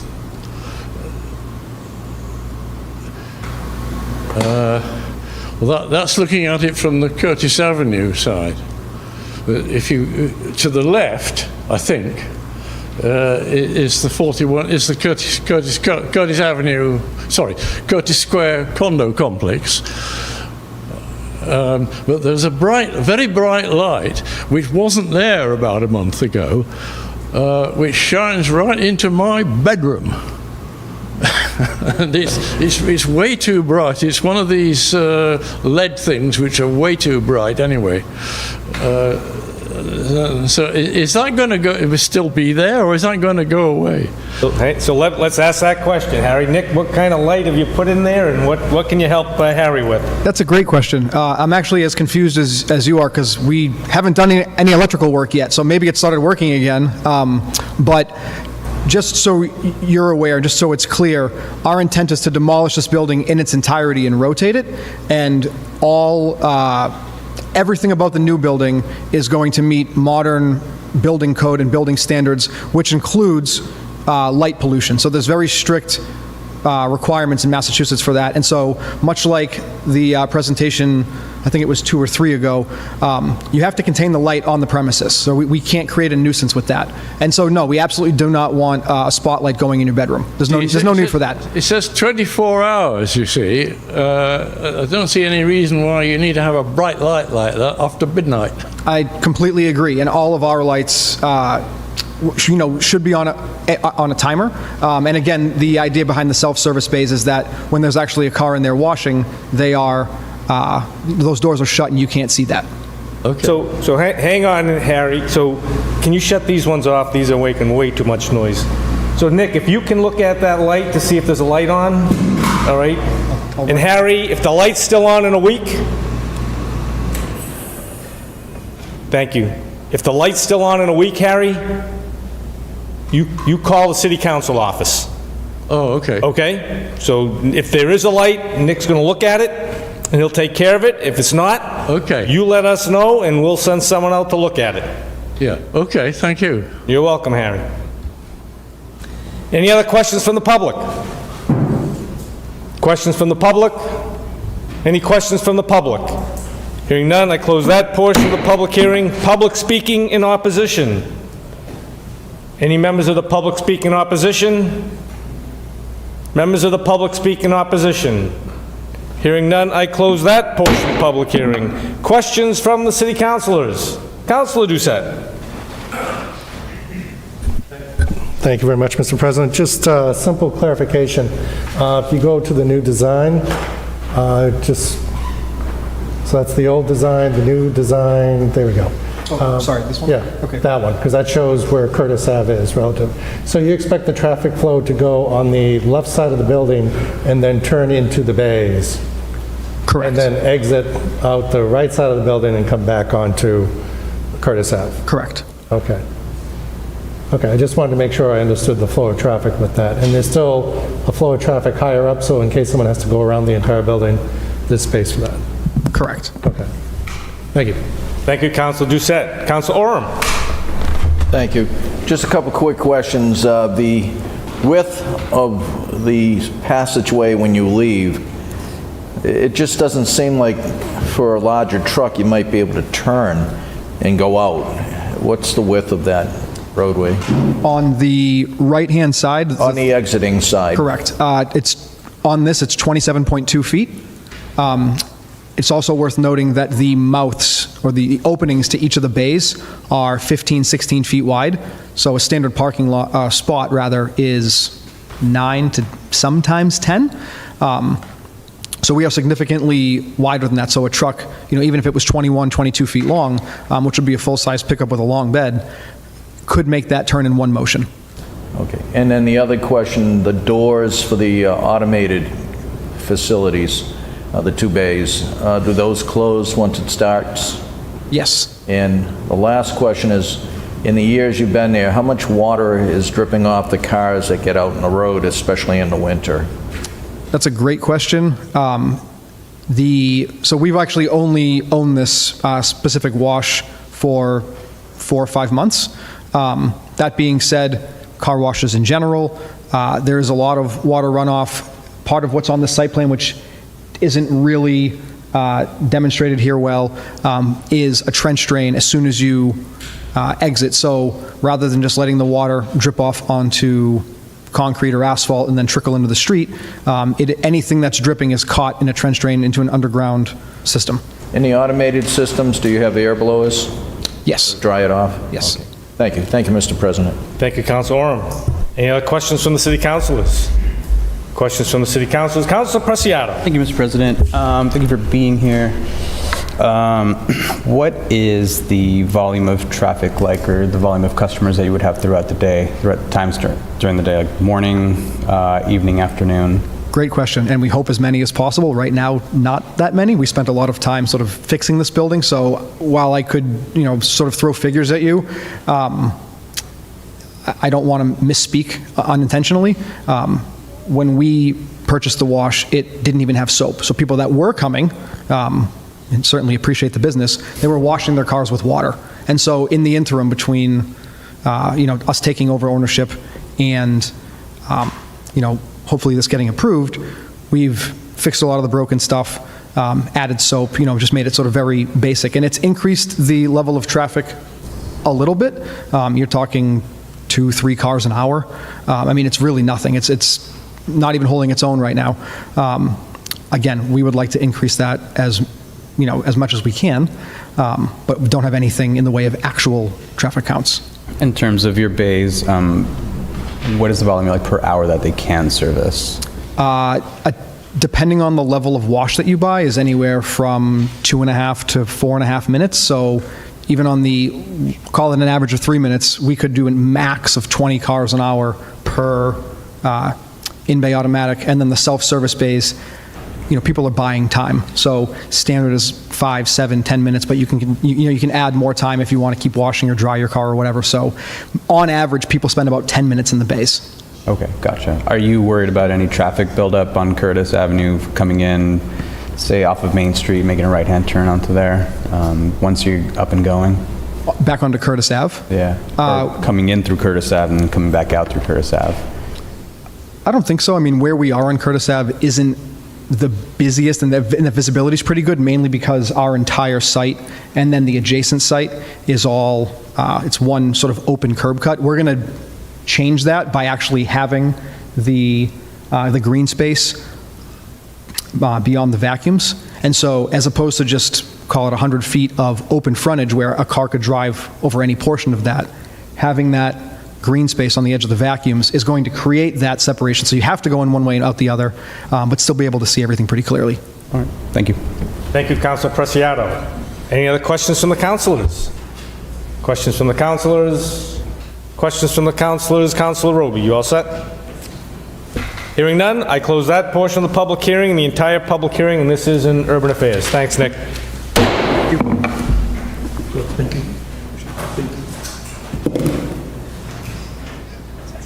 Yep.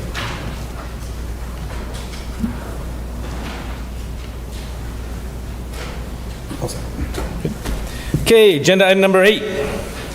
Communication from the mayor regarding proposed job description pursuant to Chapter 125 Personnel, Section 5, preparation of classification descriptions relative to the position of Assistant Commissioner of Public Works. Councilor Brown. Thank you, Mr. President. Move to send this item to Personnel Committee. Motion made and seconded to refer this item to the Personnel Committee. Any discussion on the motion?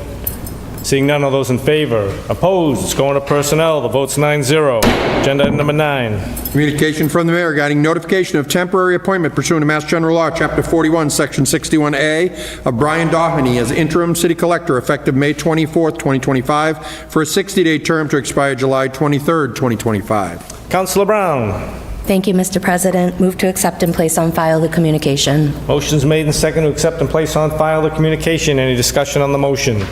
Seeing none, all those in favor? Opposed? Communication is filed. The vote's 9-0.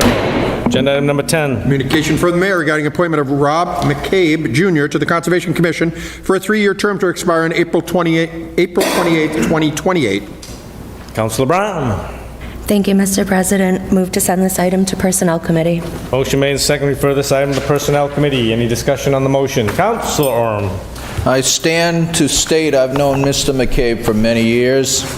I don't think he'll have any trouble in personnel. I know it's our routine, but phenomenal resume and commitment since he lives near conservation land. Thank you, Mr. President. Thank you, Councilor Orm. Any other discussion on the motion? On the motion, refer to Personnel. All those in favor? Opposed? It's going to Personnel. The vote is 9-0. Agenda item 11. Communication from the mayor regarding informational notice of appointments of Maureen Fowler, Alicia Fox, and Andrea Merritt to the Cultural Council for 3-year terms respectively. Councilor Brown. Thank you, Mr. President. Move to accept and place on file the communication. Motion made and seconded to accept and place on file the communication. Any discussion on the motion? Seeing none, all those in favor? Opposed? The communication is filed. The vote is 9-0. Agenda item number 12. Communication from the mayor regarding informational notice of reappointments of Andrea Beebe, Harmony Larson, Beatrice Maloney, and Catherine Weaver to the Cultural Council for staggered terms. Councilor Brown. Thank you, Mr. President. Move to accept and place on file the communication. Motion made and seconded to accept and place on file the communication. Any discussion on the motion? Seeing none, all those in favor? Opposed? Communication is filed. The vote is 9-0. Agenda item number 13. Communication from the mayor regarding the reappointment of Renee Perdicato to the Community Development Authority for a 3-year term to expire on March 9th, 2027. Councilor Brown. Thank you, Mr. President. Move to approve. Motion's made and seconded to approve the reappointment. Any discussion on the motion?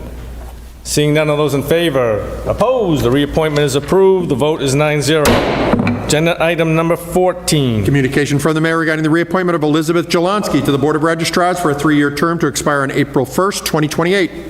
Councilor Brown. Thank you, Mr. President. Move to approve. Motion made and seconded to approve the reappointment. Any discussion on the motion? Seeing none, all those in favor? Opposed? The reappointment is approved. The vote is 9-0. For agenda item 15, I will be abstaining. I will ask Councilor Roby to please take the podium, please.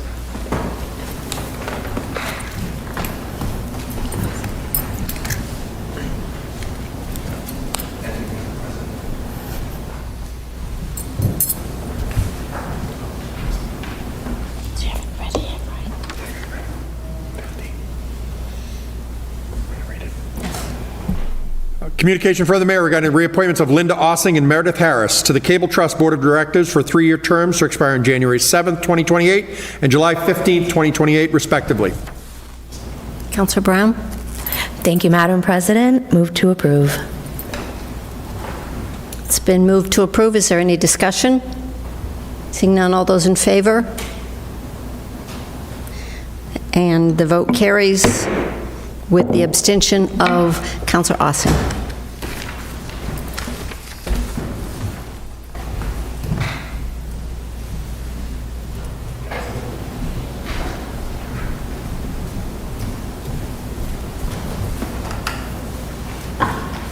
Agenda item 16. Communication from the mayor regarding the reappointment of Judy Benedetto to the Council on Aging for a 4-year term to expire May 7th, 2029. Councilor Brown. Thank you, Mr. President. Move to approve. Motion made and seconded to approve the reappointment. Any discussion on the motion? Seeing none, all those in favor? Opposed? The reappointment is approved. The vote is 9-0. Agenda item 17. Communication from the mayor regarding informational notice of reappointment of Alfred Weaver Jr. to the OPEB Trust for a 3-year term to expire on March 10th, 2028. Councilor Brown.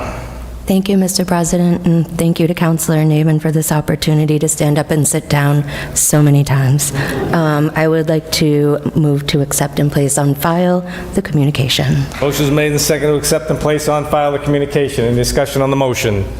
Seeing none, all those in favor? Opposed? The communication is filed. The vote is 9-0. Well done, Councilor Brown. Good job. Yeah, good job. Agenda item 18. Communication from the mayor regarding a transfer request in the amount of $226,882.36, which moves funds from reserve for salaries and free cash to various accounts to fund the recently ratified agreement with the Marlborough Municipal Employees Association. Councilor Irish. Thank you, Mr. President. Motion to refer to the Finance Committee, please. Motion made and seconded to refer to the Finance Committee. Any discussion on the motion? Seeing none, all those in favor? Opposed? It's going to Finance. The vote is 9-0. Agenda item 19. Communication from the mayor regarding grant acceptance in the amount of $10,800 from the Massachusetts Department of Environmental Protection to the Department of Public Works to improve the recycling programs by implementing best practices. Councilor Irish. Thank you, Mr. President. Motion to approve the grant, please. Motion is made and seconded to approve the grant. Any discussion on the motion? Seeing none of those in favor? Opposed? The grant is approved. The vote is 9-0. Agenda item number 20. Communication from the mayor regarding grant acceptance in the amount of $24,530.61 through a joint program by the U.S. Department of Justice and the Commonwealth of Massachusetts for reimbursement on the purchase of bulletproof vests for the police department. Councilor Irish. Thank you, Mr. President. Motion to approve the grant, please. Motion is made and seconded to approve the grant. Any discussion on the motion? Seeing none of those in favor? Opposed? The grant is approved. The vote is 9-0.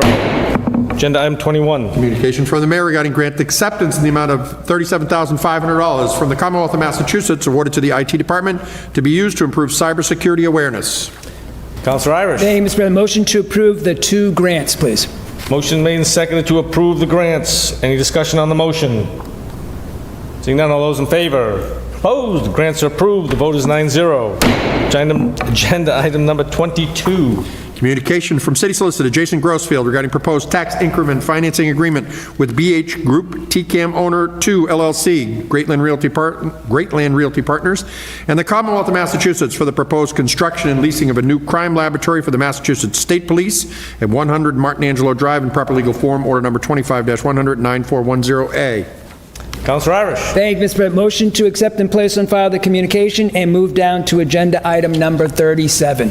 Motion's made and seconded to accept and place on file the communication and to move this item to agenda item 37. Any discussion on the motion?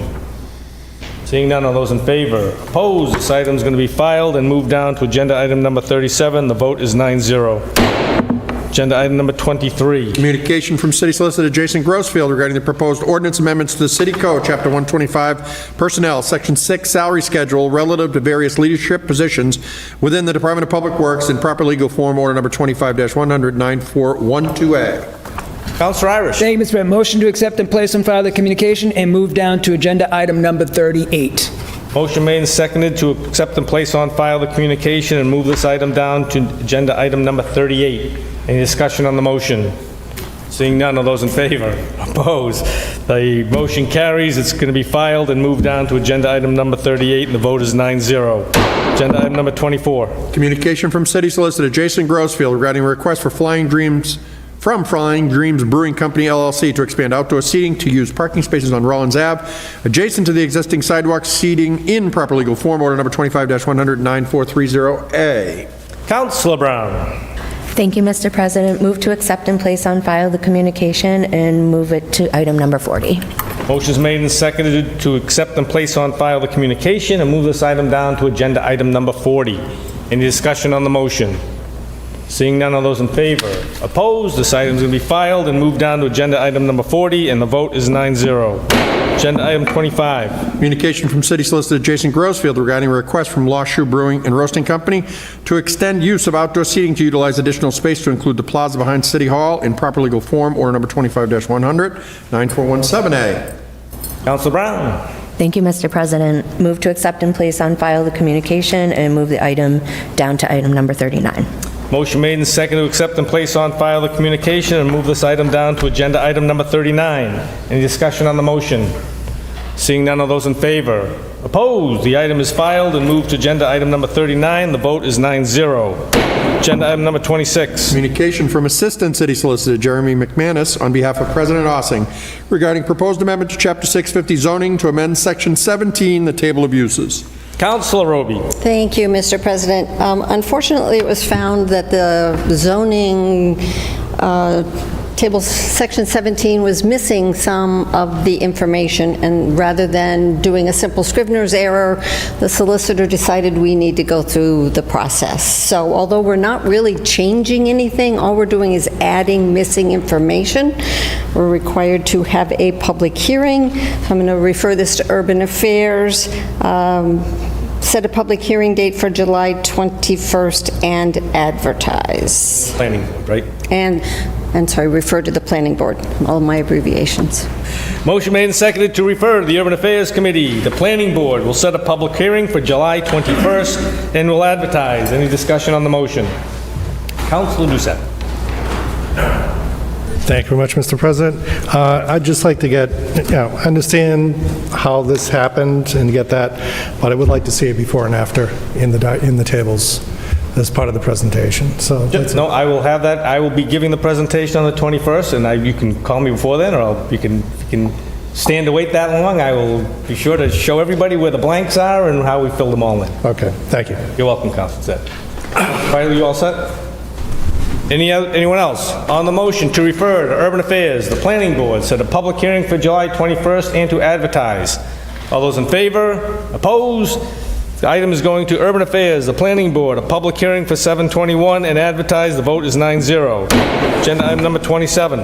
Communication from Assistant City Solicitor Jeremy McManus regarding the application for a special permit from Attorney Brian Falk on behalf of GR Development LLC, DBA Washville Car Wash, for a proposed state-of-the-art car wash to be located at 223 East Main Street in proper legal form, Order Number 25-100-9369B. Councilor Roby. Thank you, Mr. President. Move to accept and place on file the communication from the Assistant City Solicitor and to move this down to item number 41. Motion made and second to accept and place on file the communication and move this item down to agenda item 41. Any discussion on the motion? Seeing none, all those in favor? Opposed? This item is going to be filed and moved down to agenda item number 41, and the vote is 9-0.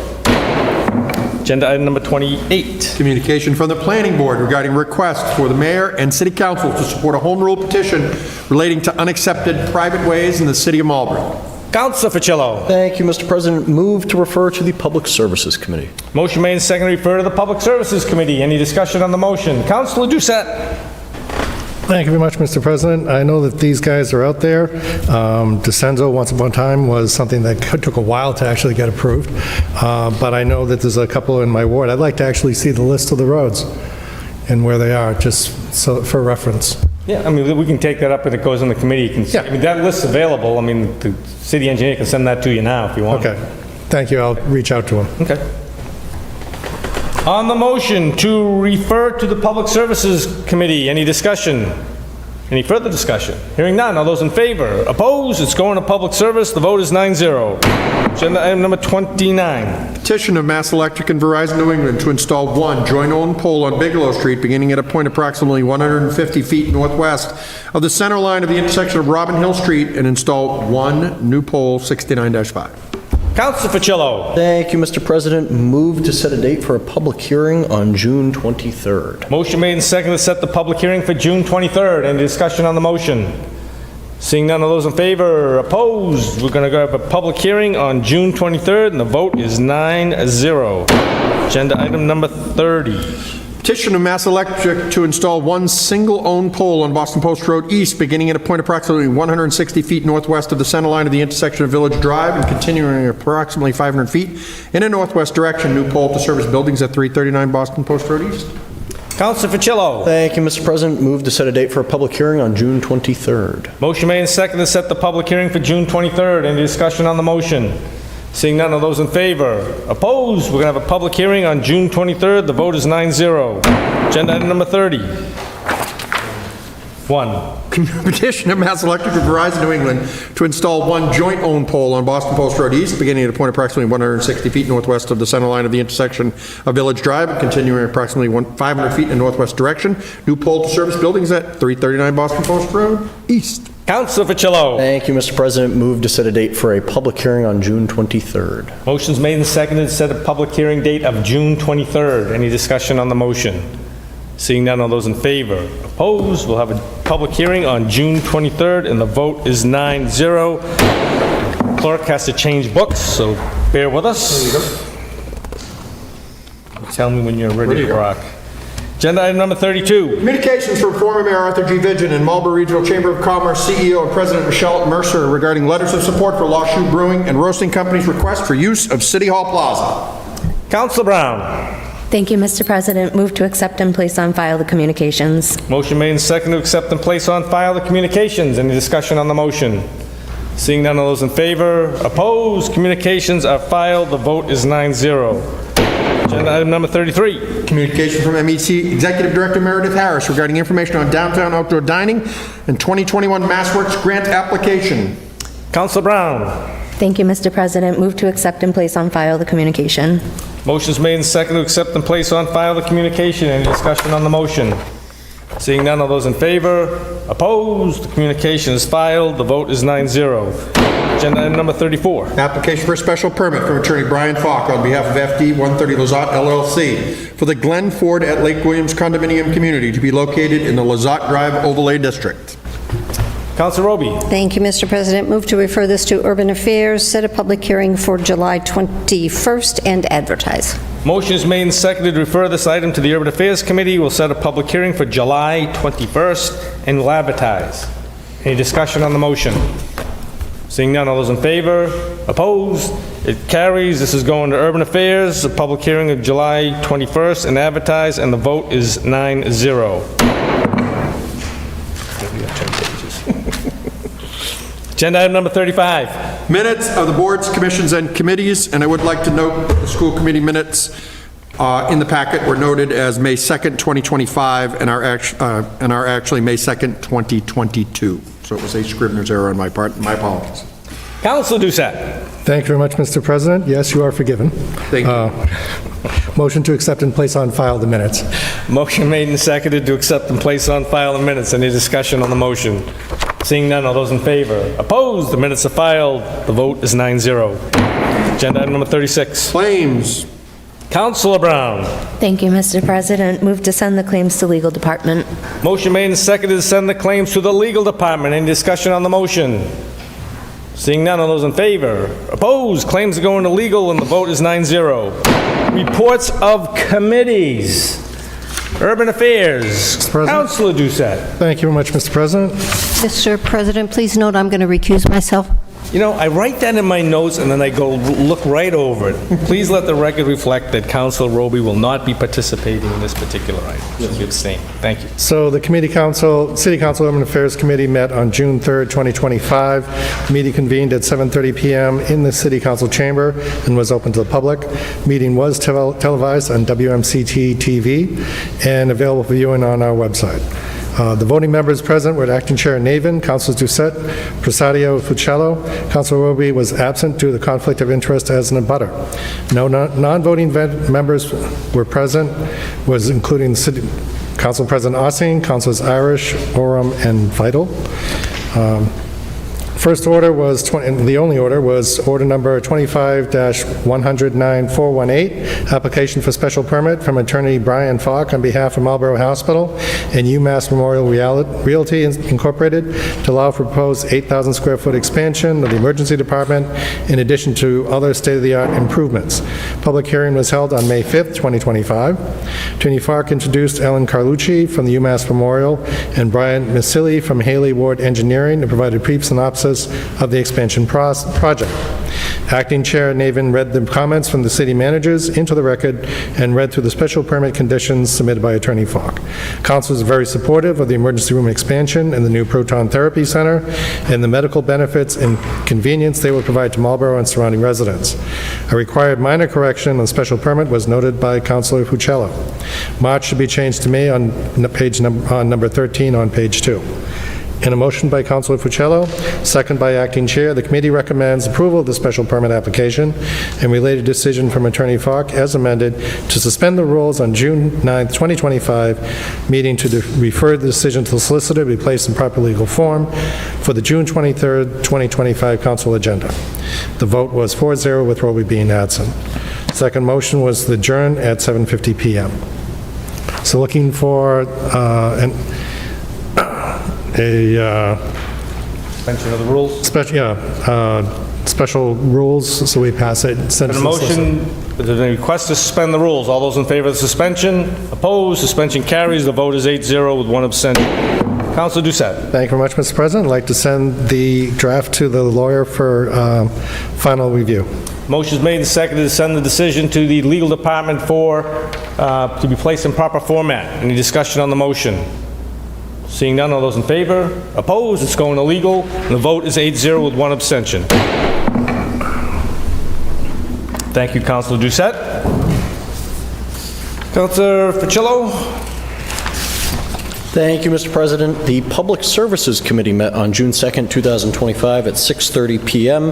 Voting members present were Chair Fuccello and Councilor Irish. Councilor Doucette was absent. Non-voting members were Council President Ossing, Councilor Roby, Councilor Brown, and Councilor Vital.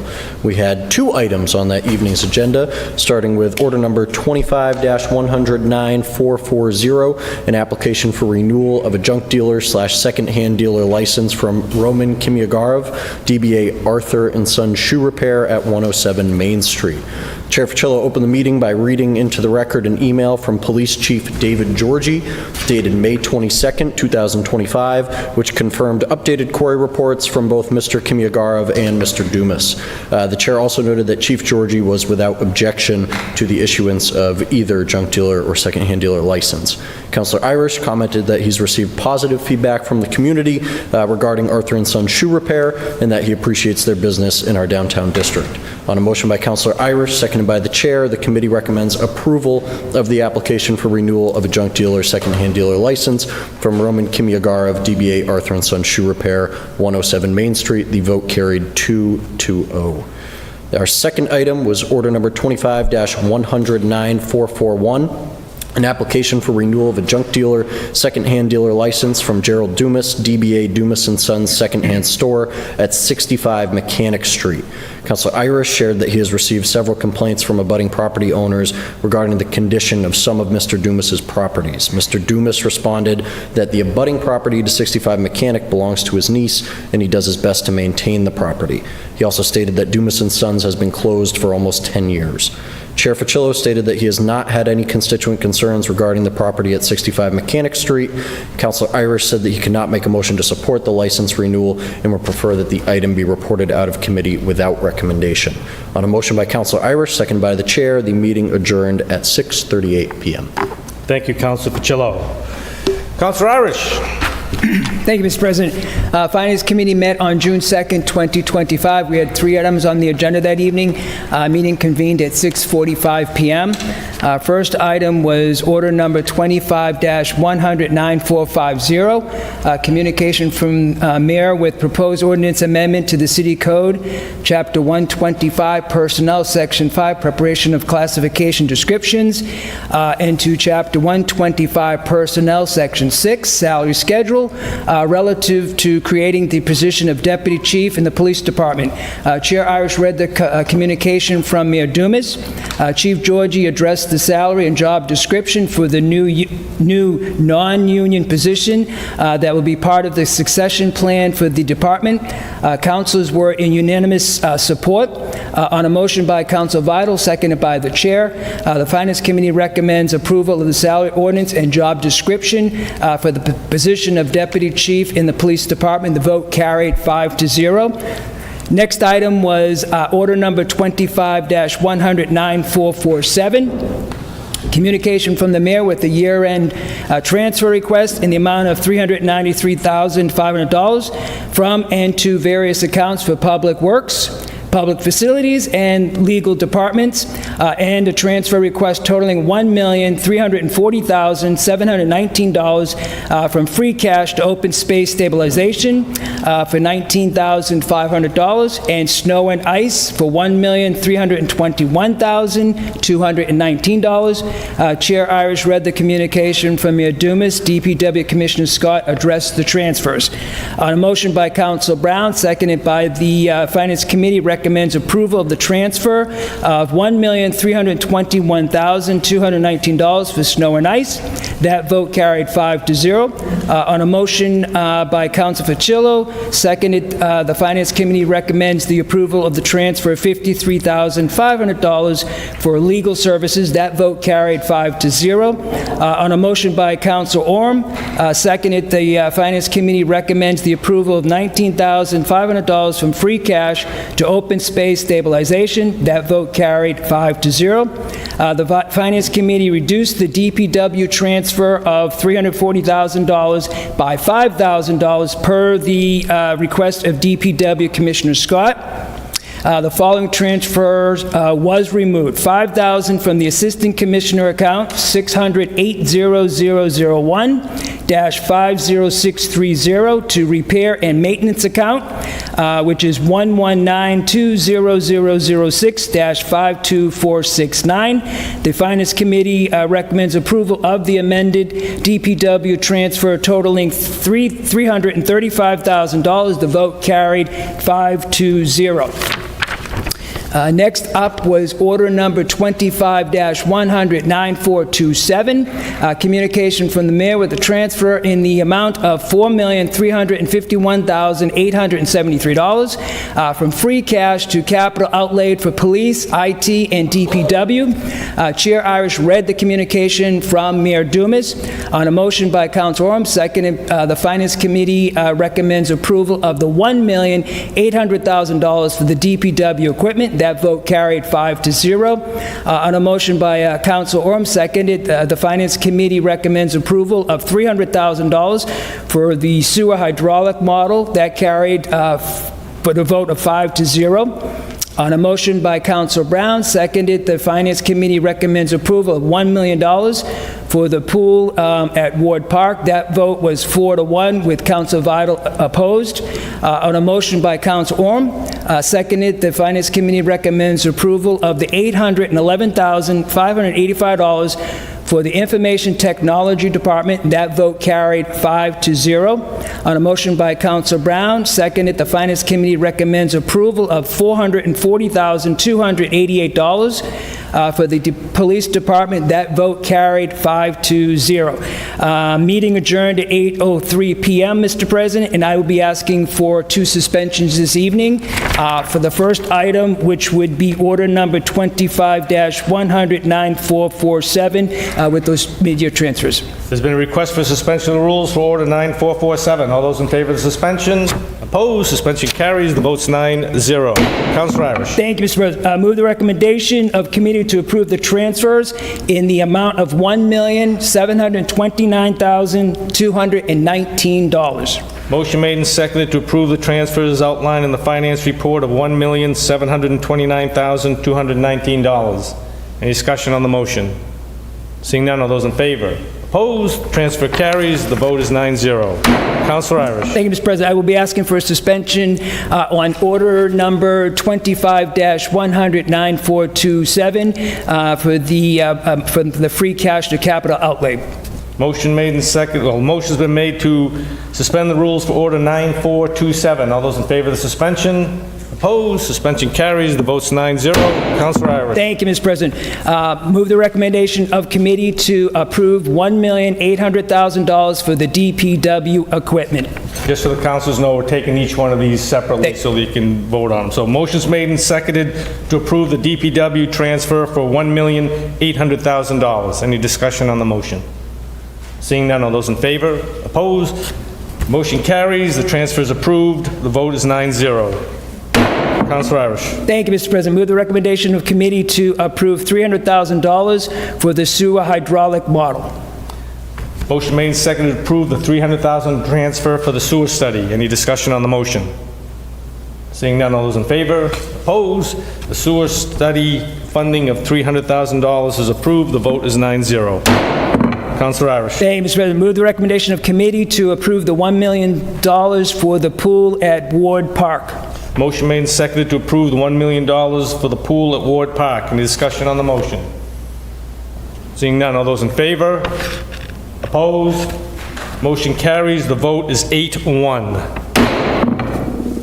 Councilor Irish. Thank you, Mr. President. Move the recommendation of committee to approve the $811,585 for the Information Technology Department. The clerk says no. Motion made and seconded to approve the IT transfer of $811,585. Any discussion on the motion? Seeing none, all those in favor? Opposed? The transfer carries. The vote is 9-0. Councilor Irish.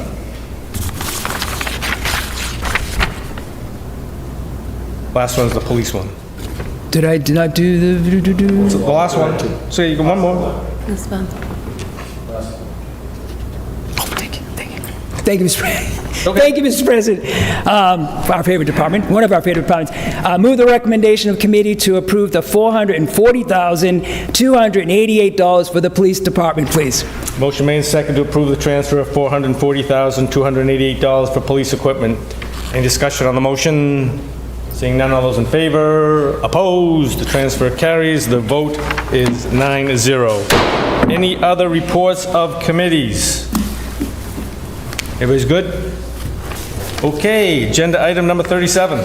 Order number 25-100-9410A, proposed tax increment financing agreement with BH Group TCAM Owner 2 LLC, Great Lynn Realty Partners, and the Commonwealth of Massachusetts for the proposed construction and leasing of a new crime laboratory for the Massachusetts State Police at 100 Martin Angelo Drive. Recommendation of the Finance Committee is to approve.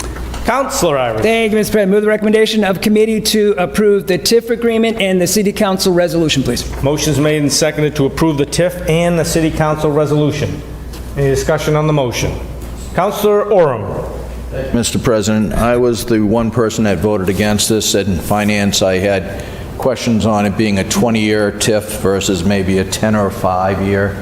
We have seen 5 years just recently as well.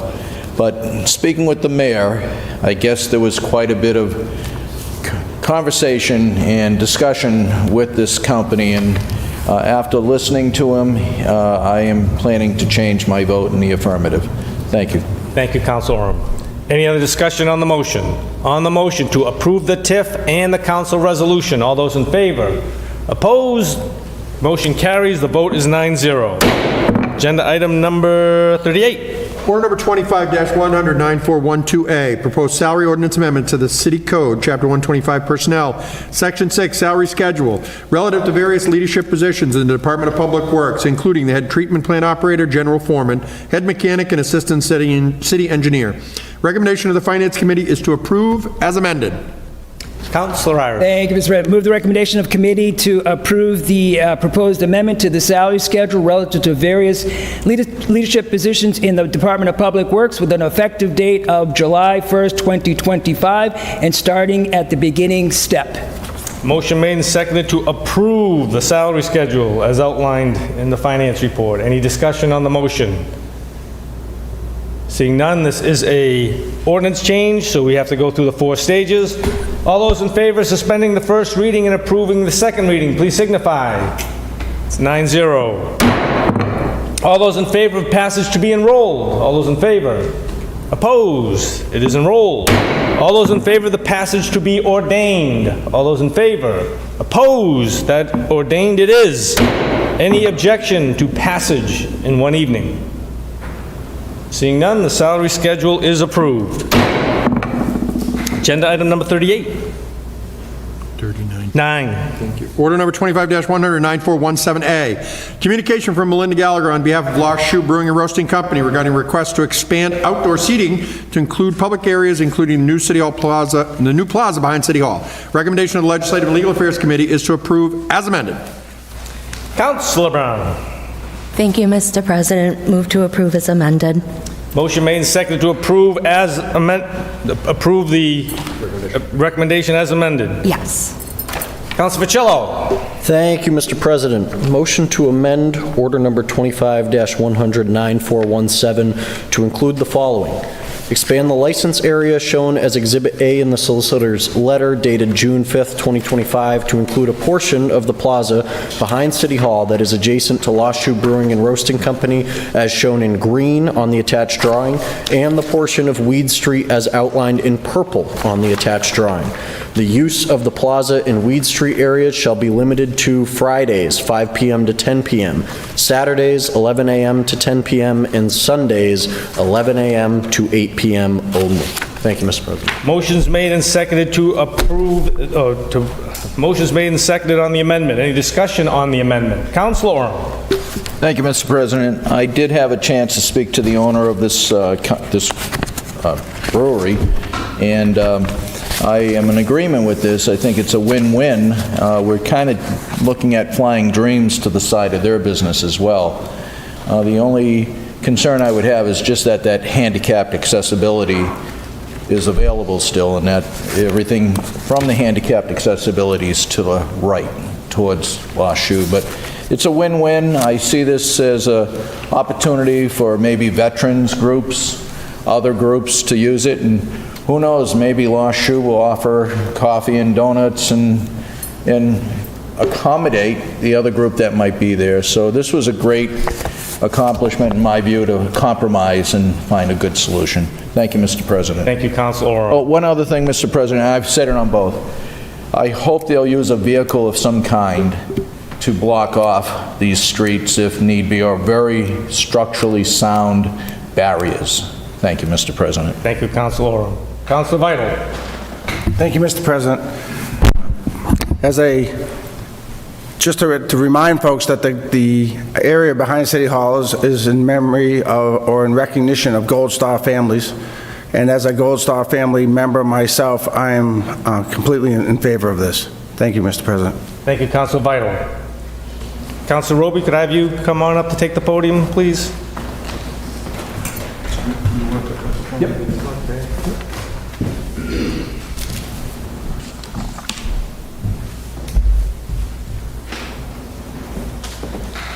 Is there any further discussion? Madam President. Councilor Ossing. Yeah, no, I gotta get over that. Victim of my own rules. Thank you, Madam President, members of the council. Councilor Orm, you're a great front man. You did a great job. I think the spirit of compromise, I think you are right on the money. So real quick, I'll be quick. 2009, this council approved the use of outdoor dining. In 2022, we got a $3 million grant to fix Main Street and Weed Street and the City Hall Plaza. DPW estimated it's about $1.5 million to do behind City Hall. So that's not just the plaza, but all up and down Weed Street. The illustration for the plaza shows people, food trucks, games in the plaza, and Weed Street. All right, so now I'm going to be a wise guy, right? This picture sat in the basement entrance of City Hall for a year and a half. We walked by it every day. Every day. And so what does it show? Use of the plaza, Weed Street, use of Weed Street. Let's see, cornhole games, nothing. Again, it's an illustration, but that's what we saw, and in my opinion, that's what I was expecting to get. Lost Shoe obtained permits to use Weed Street behind City Hall. So this is in the spirit of compromise. I had to go back and I tortured poor Melinda. I said, "What have you guys been doing back there?" So she said, "Oh, we've been pulling permits for years." "Oh, really?" And I sent them to all the councilors, to 21, 22, 23. They couldn't do it in 24 because we were building, the construction was out there. But they did do it towards the latter part, all right?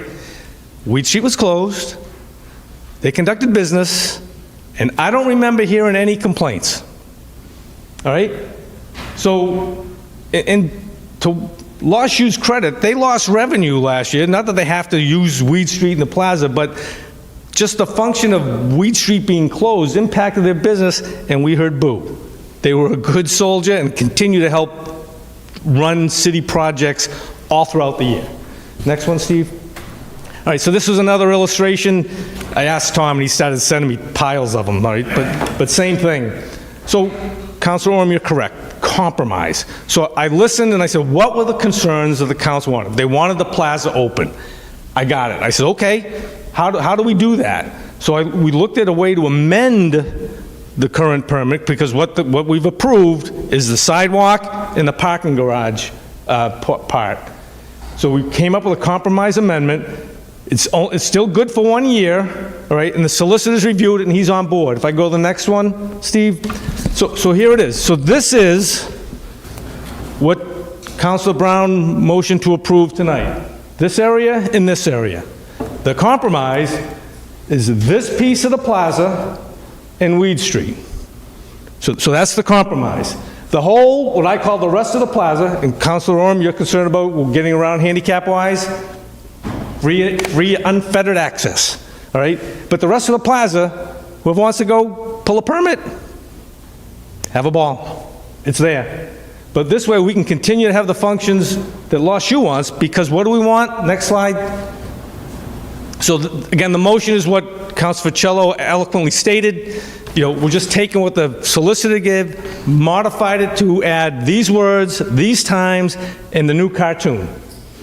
Next one, Steve. So this is what I don't want. So again, me being a wise guy, I went out there every weekend for the last 3 weeks taking pictures. I said, well, I'm not going to go put, 8 pictures of vacant lot, but to give you the idea, I don't want that on a weekend.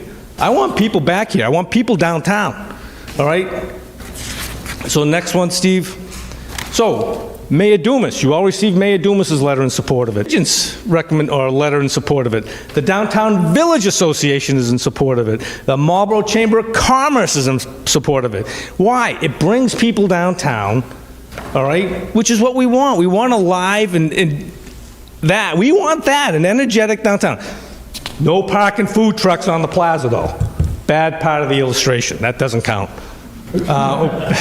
So there's 2 recommendations. The one before us right now is the one Councilor Ficello said, which is to approve the amendment to allow that revised drawing that you all have in front of you. If that amendment passes, the motion would be to approve the license amendment as authorized by the city solicitor and the city clerk to incorporate the comments. Thank you, Madam President. What's that? It's just for 1 year.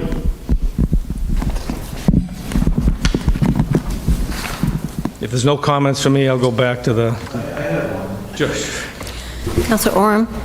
Councilor Austin, can you promise that it won't rain any more Saturdays? That was the hard part, trying to find good weather on a Saturday.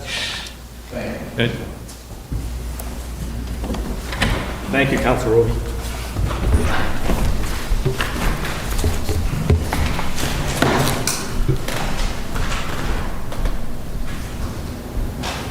Any further discussion on the amendment? Councilor Doucette.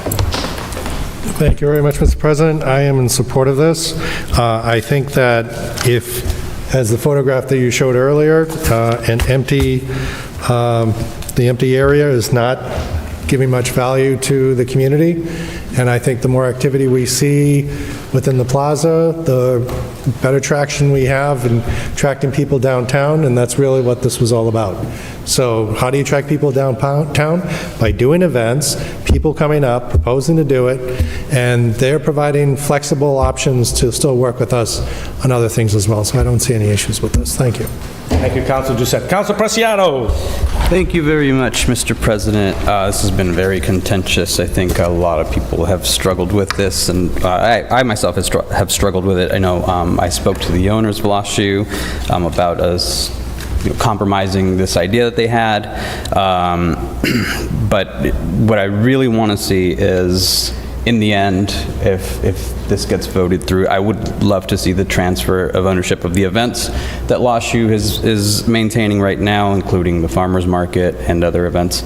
I would love to see them run by a city group, a centralized group, perhaps someone that would be able to promote citywide the use of the space, promote other groups to come in and use it, businesses to use it, gatherings, cultural or communal groups to come use it. I have seen no effort from the city to promote the backspace of City Hall Plaza. The only talk we've had about it is LaShu having use of that space. So I would love to expand this conversation to allow other businesses or other people that are interested to be able to use this space as well. And like I said, the city has not really done much of an effort to do that. So I would like to see that, aside from what has been motioned. But that's all I'm going to say right now. Thank you. Thank you, Councilor Preciado. Councilor Brown. Thank you, Mr. President.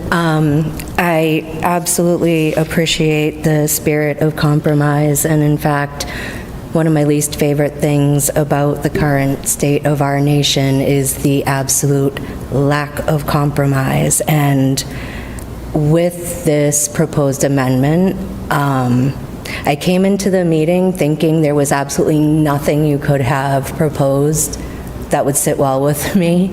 But the part of this amendment that makes me able to support this, don't fall down in shock. I'm holding please, myself up here. Please. It's the fact that the other portion of the plaza, and especially where the stage area is available for anybody to pull permit on. And if the space isn't being used by something else, like, of course, anybody who's, at LaShu getting coffee or whatever, like, use the plaza. But I feel like this proposed amendment brings more of the equity that I was looking for to just the availability and use of the space. So with this amendment, I will support. Thank you, Councilor Brown. Thank you. Councilor Roby.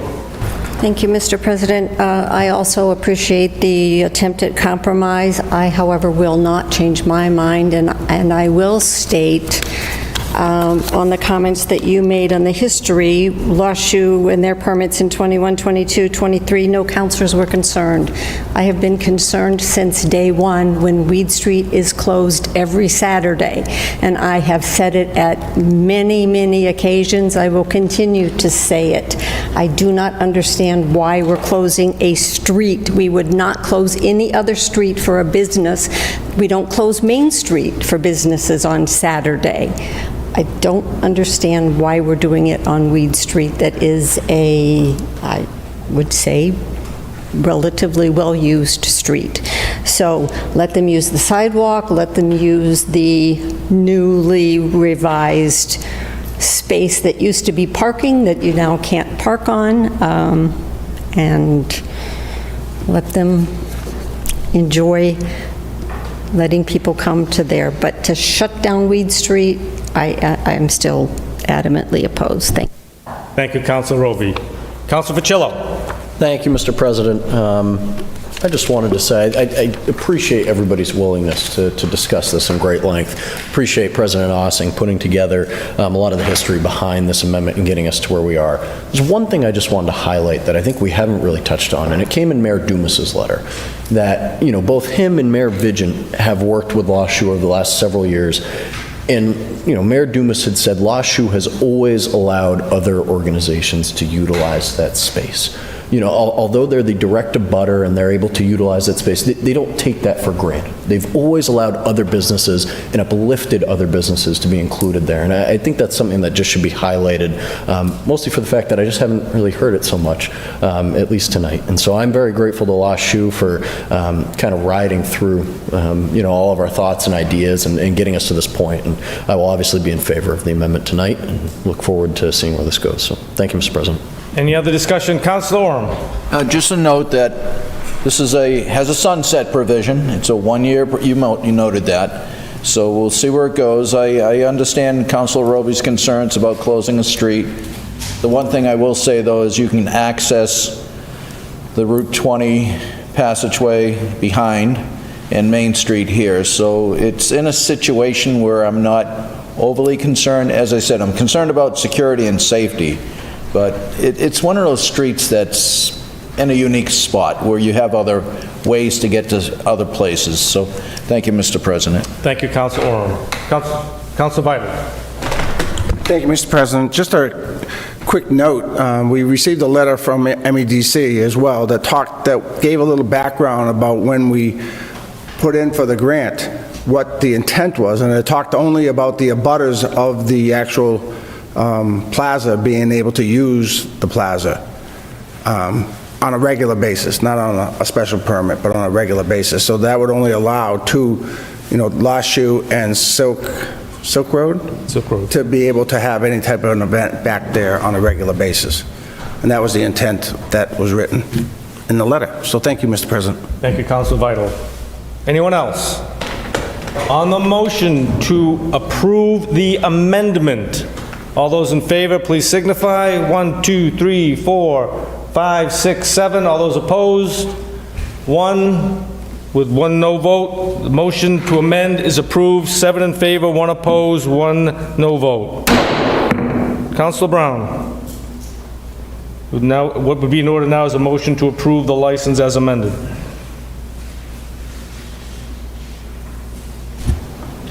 Sorry. I'm sorry, Mr. President. What did I need to do on this? A motion to approve the license as amended. Move to approve the license as amended. Motion's made and seconded to approve the license as amended. Any discussion on the motion? Seeing none, all those in favor? Opposed? Motion carries with 7 in favor, 1 opposed, and 1 abstain, or no vote. Congratulations. Agenda item number 40. Order number 25-100, 9430A, communication from Flying Dreams Brewing Company, LLC, regarding a request to expand outdoor seating to use parking spaces on Rollins Avenue adjacent to the existing sidewalk seating. The recommendation of the Legislative and Legal Affairs Committee is to approve as amended. Councilor Brown. Thank you, Mr. President. Move the recommendation of the committee to approve as amended. Motion made and seconded to approve the recommendation of committee, which is to approve as amended. All those in favor? Oh, actually, any discussion? Sorry. Get too excited. Mr. President, in all fairness, same situation. Just make sure they have the appropriate barriers to protect the people there. Thank you. Thank you, Councilor Oram. Any other discussion? All those in favor? Opposed? Motion carries. The vote is 9-0. Agenda item number 41. Order number 25-100, 9369B, the application for a special permit from Attorney Brian Falk on behalf of GR Development LLC, DBA Washville Car Wash, for a proposed state-of-the-art car wash to be located at 223 East Main Street. Recommendation of the Urban Affairs Committee is to deny. Councilor Roby. Thank you, Mr. President. Move the recommendation of committee, which is to deny. Motion's made and seconded to deny. So, per the solicitor's letter, councilors, if you vote to deny the special permit, the solicitor asks that you state the reason and factual findings that are the basis for your denial, because he has nothing. Councilor Roby. Thank you. I also did read that note in there. I wasn't sure when the appropriate time, if he wants each of us to state them, or if it can be a consensus. As was noted when this was reported out, I was not here at that meeting, but my vice president did. I took the time to have a detailed report of committee with all of the comments that were made. I would just like to state that my reasons for denying are the people who spoke opposed to his car wash, including the realty company that owns the apartment complex abutting this proposed site, the concerns of the department heads regarding the location and left turns out of the property, and DOT's refusal to deny those left turns onto Route 20, concerns regarding water from the site and from cars flowing onto Route 20 and causing ice in winter conditions, and a concern on the numbers stated for usage of the car wash and those numbers causing traffic issues on an already busy street. And one can say that my concerns aren't real because I don't have numbers to back them up, but I could say their statistics may not be factual because they have decided that none of those things are a concern because of a traffic report that they did that I think one could have another traffic report done to find different opinions on how much usage that will get. So those are my reasons. Thank you. Councilor Vital. Thank you, Mr. President. Originally, I was worried about taking that left-handed turn, and their most recent drawings had the exiting kind of bearing right. The other thing that I went and looked at is that the business to the right and the business to the left doesn't have no left-hand turns. So we're being very prejudicial, if you will, for lack of a better term, saying that they can't take a left out of their business, but right next door they can take a left, and the other side they can take a left. So that concerns me as well. And as far as traffic is concerned, we've seen two traffic studies that have been done. The most recent one we got just last week that said there was, I think, in a certain amount of time, like 5 years or 10 years, there was only like 3 accidents in that whole area. So, I don't think that how we feel should matter here. We have the evidence, and I don't think there's a traffic concern. And I fear that if we deny it, that we will lose in court. Thank you, Mr. President. Thank you, Councilor Vital. Councilor Doucette. Thank you very much, Mr. President. I denied it when it was coming out of Urban Affairs, and I still deny, I opposed the denial in Urban Affairs, and I continue to oppose the denial. Sorry for that clarification. In any case, I see some of the fundamental issues are classic. It's traffic, it's water runoff in the middle of winter, those seem to be the biggest pressing issues when it comes to this. It doesn't make up much noise, I think the issue, what we have here with the conditions we put in place, is that if there are issues with water spill, they have to fix it. Where, let's say, some of the older car wash places around here, whose names will remain anonymous tonight, because those conditions weren't in place, they don't have to fix it. So I think we have better control of this state-of-the-art facility going in today than other car wash facilities in the past. And I don't, as far as traffic, the left turn, what Councilor Vital said was basically also true, and there are numerous places on Route 20 where people take left turns where we're not happy about that, and they ignore traffic signs when necessary.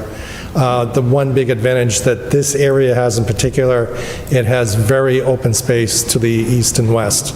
There's no corners or sharp turns or anything else. It's a very wide span for someone to come by. And if someone's going to pull out, they got plenty of warning to make sure they're not going to hit anyone and be hit. So I'm going to stand with that opposition to the deny. Thank you, Councilor Doucette. Councilor Brown. Thank you, Mr. President. I will also be in opposition of the denial.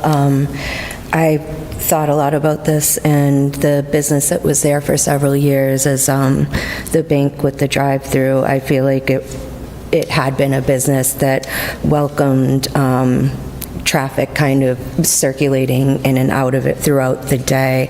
And I do believe that if there were any concern with water pooling or collecting on the road and creating an ice condition, as Councilor Doucette said, that would be enforced by our city departments to be remedied. So this particular site has been vacant for quite a while, and I feel like that a car wash would fit there just as well as other things I could imagine. So I would be in opposition to denial. Thank you. Thank you, Councilor Brown. Councilor Ficillo. Thank you, Mr. President. I've thought long and hard about this one, and I've talked to many residents in the area. Across the street is Ward 6, although there's not a lot of homeowners there. Being in conversation with the current property owner, folks in Ward 7 who live over there, there's been a lot to think about. And in that time, I do think I made the wrong decision to vote to deny in Urban Affairs. The reality is we have a special permit before us. And at some point, some way, either a by right use or a special permitted use is going to go into this location, into this parcel of land. And that left turn is still going to exist when that business comes in. That left turn is still going to be there. So in looking at this special permit, I've been trying to figure out legal reasons to uphold my vote to deny. And the reality is, I don't think I can find one. Now, I do have concerns on the data that was presented. I think Washville's data, in some capacity in the traffic study, was skewed. I have folks from other car washes who have shared their data with us, and to say that Washville is doing 3 times less business than them, I think might be a little bit of an exaggeration. But again, that's not grounds to deny a special permit. I think that, in doing, it would be a disservice to the job in this seat to sit here and debase, my personal anecdote of what I think is a good use of this property. The reality is this is what's before us, just like the McDonald's that we had some time ago. That's what was before us, and we have to vote on that project. So I will not be supporting the motion to deny tonight, and I will be in opposition to that. So thank you, Mr. President. Councilor Preciado. Thank you. I am still, now I'm confused. Such a trick. Deep breath. I approve the recommendation still. We have many constituents that are in opposition to the car wash. We have the abutters that are in opposition to the car wash. We have many safety concerns regarding Route 20. That left-hand turn is going to be dangerous. We have environmental concerns, including icing over. We also have, to Councilor Ficillo's point, they're seeking a special permit, but anything that is permitted there, I would probably just welcome with open arms regardless. I don't think we need to draft up a special permit for a car wash. There is already a car wash literally right around the corner from them that is going to get updated. And I think that was also one of the concerns of the residents that live in that area, that there was just seemingly abundance of car wash in that one tiny little corner of their neighborhood. And those are the reasons why I won't be I will be approving the denial there. So confused. Thank you, Councilor Preciado. Just make sure who hasn't spoken. Councilor Irish. Thank you, Mr. President. I'm in opposition as well. I'm not going to go through the whole traffic part of it as well, though I do believe there's some issues in the queue that could be dangerous. And I do realize that there's no historical deed restrictions on the building, but I certainly think it's going to be a detriment to the residential character of the area when the building is demolished. So that was another consideration that I had. I do realize it is not in the Historical Commission, but that was something that some of the residents have voiced their concerns with myself. Thank you, Mr. President. Thank you, Councilor Irish. Councilor Vital. Thank you, Mr. President. Just really quick, over the last week, they're doing some type of construction on the site, and they have the yellow tape, and it's kind of, it doesn't look attractive for that area as it is right now. So that the building right now is getting old, without having tenants, that's going to just get in worse shape and more yellow tape and so forth. So I think we need to try to get some business in there as soon as we possibly can. Thank you, Mr. President. Council Oram. Thank you, Mr. President. First and foremost, I am in support of the denial, and it's based on safety. We're talking about safety here. Water will run off into those roads. It happens at the other car washes. The gentleman tonight even admitted it. It ices up, you've got a stoplight ahead going down a hill. I am not going to vote for something where we can work on preventative safety. I am in favor of something going in there, but I cannot support this. This is against my view of safety, and I work in public health and safety, so you don't have my support on this. Unfortunately, we heard them say, when it gets busy in the winter, what do? They speed it up. They have to, or they'll have cars out in the street. So as they speed it up, more water is going to go out in the street. They even admitted that. So again, my concern is safety, safety, safety. If it gets brought into court, I'll tell the judge the same thing. Safety, safety, safety. Thank you, Mr. President. Councilor Doucette. Thank you very much, Mr. President. So, again, I think that the conditions that we put in for this car wash is better than conditions for prior car washes to make sure that the roads maintain safe. That's how I interpreted what was in the conditions. But also, as far as other car washes and just general competition in car washes or whatever, I do want to make an observation over the last 3 or 4 years in the eastern side of Marlboro, like around COVID time and stuff, couldn't find a Mexican restaurant at all in that neck of the woods. There's 5 open now in little, east side of Marlboro within about a mile's difference. So competition happens. We shouldn't deny someone because someone else is providing that same service. Because we got to, there's family shops, there's chains, there's, a whole bunch of other burrito places which you got to try if you like burritos. I'm not going to say which one, but it's not Chipotle. But in any case, there's similar analogies to this, okay? There are car washes out there. Someone wants to put another car wash in there. We should deny it because we don't think there should be competition, okay? And I do think, we may agree to disagree with this, Councilor Oram, but I think that we put adequate conditions to cover the situation, so if there is an issue, we can shut them down until they fix it. And if it happens in the middle of winter, so be it, in their peak time. So I'm perfectly fine with that. Thank you. Thank you, Councilor Doucette. Councilor Roby, could I have you come up? Or do you want to I was going to move the question. Well, I need to speak. But I could move the question first. If it doesn't get a majority vote, then I get to speak. I'm going to move the question. All those in favor of moving the question? Come on up, Councilor. People know what moving the question means? Huh? Yes. It means stop discussion and vote. Okay. Yeah, well, then they voted no. So I'm not going to explain the rules.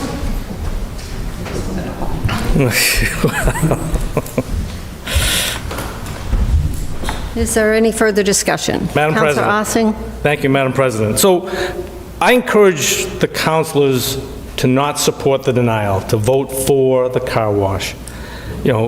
Again, I've heard the reasons, and I'm not a lawyer, but they're not factual enough. They may be emotional, but they're not factual. You can't have one car wash just tell us, yeah, water accumulates, we're going to put a thing out there and it'll take care of it. And this one can't? Really? It's almost entertaining to see what the courts are going to do. This special permit has 5 conditions. It addresses minimizing water accumulation, just with what I heard was a big issue. Complying with Mass DOT permits and signage for access and exits. Police details when conditions warrant. Written reports for the first 3 months of the operation facility to the police department. And then police enforcement. They can shut down the car wash if queuing is an issue or blocking the intersection. They've done everything, if I go back to McGee, that we mitigated. They've already done it and put it in the special permit. So you can vote no or vote to deny, but it won't be the end. It's going to come back, and I'm not the lawyer. I don't think we have legal standing Traffic study concludes it's not an issue. Our site plan says it's not an issue. We need to fill a vacant business so that it has revenue coming into the city. All right? It just, I mean, you talk about something that just doesn't feel right. I'm hoping the council can reflect on that, or at least reconsider a vote, if not. So I encourage the councilors to not support the denial and approve the special permit. It's got all the stops, bells and whistles, and because I'm going to be watching how the vote goes for 27 Curtis. I hope I see that same passion for 27 Curtis that we're running this outfit through. Thank you, Madam President.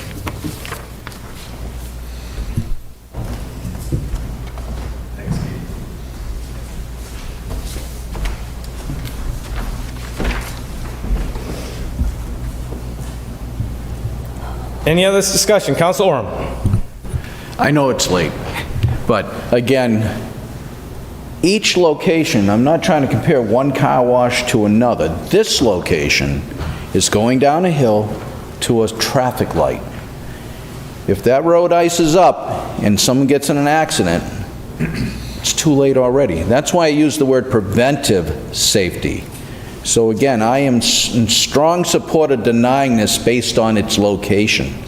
Other car washes, the one down on Maple, it's level, but they get water out in the road. Curtis will have to look at that one as well. We should be treating no one any differently, but this one definitely has conditions that concern me for safety.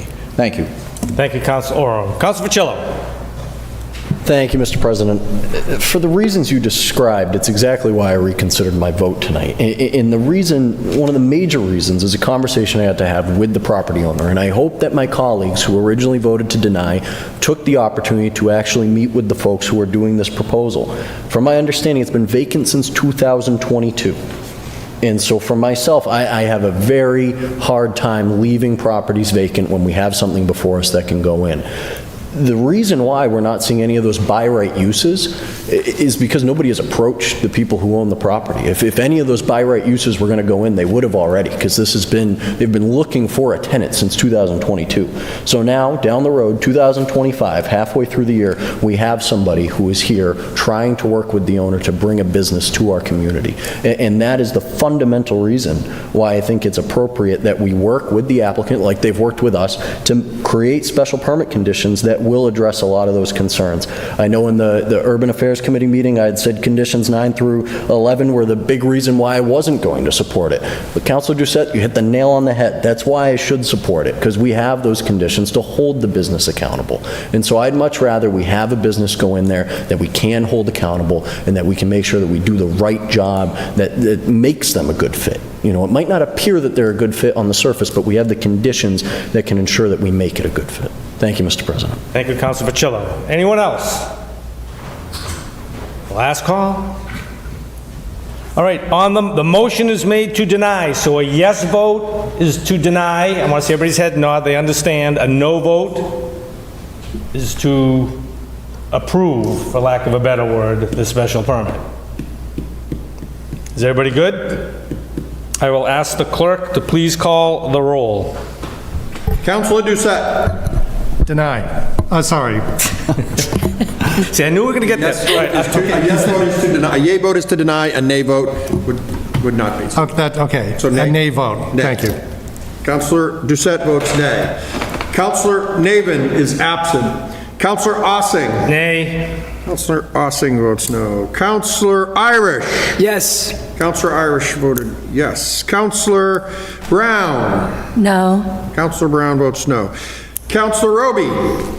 Yes. Councilor Roby votes yes. Councilor Vital. No. Councilor Vital votes no. Councilor Fucillo. Nay. Councilor Fucillo votes no. Councilor Preciado. Yes. Councilor Preciado votes yes. And Councilor Oram. Yes to deny. 4 in favor of the denial, 6 opposed, sorry. 1, 2, 3, 4, 5 opposed. 1 absent. Chair would entertain a motion to reconsider, if anyone wants to make that. Council Facillo? Thank you, Mr. President. Move to reconsider. Motion made and second to reconsider. Any discussion on the motion? Seeing none, all those in favor of reconsidering, please signify. 1, 2, 3, 4, 5. The motion to reconsider does not carry. I don't have Councilor Navin here. Now what do I do? Councilor Brown? Move to adjourn. Motion's made and seconded to adjourn. All those in favor? Opposed? We are adjourned. The time is 10:37. Thank you, everyone.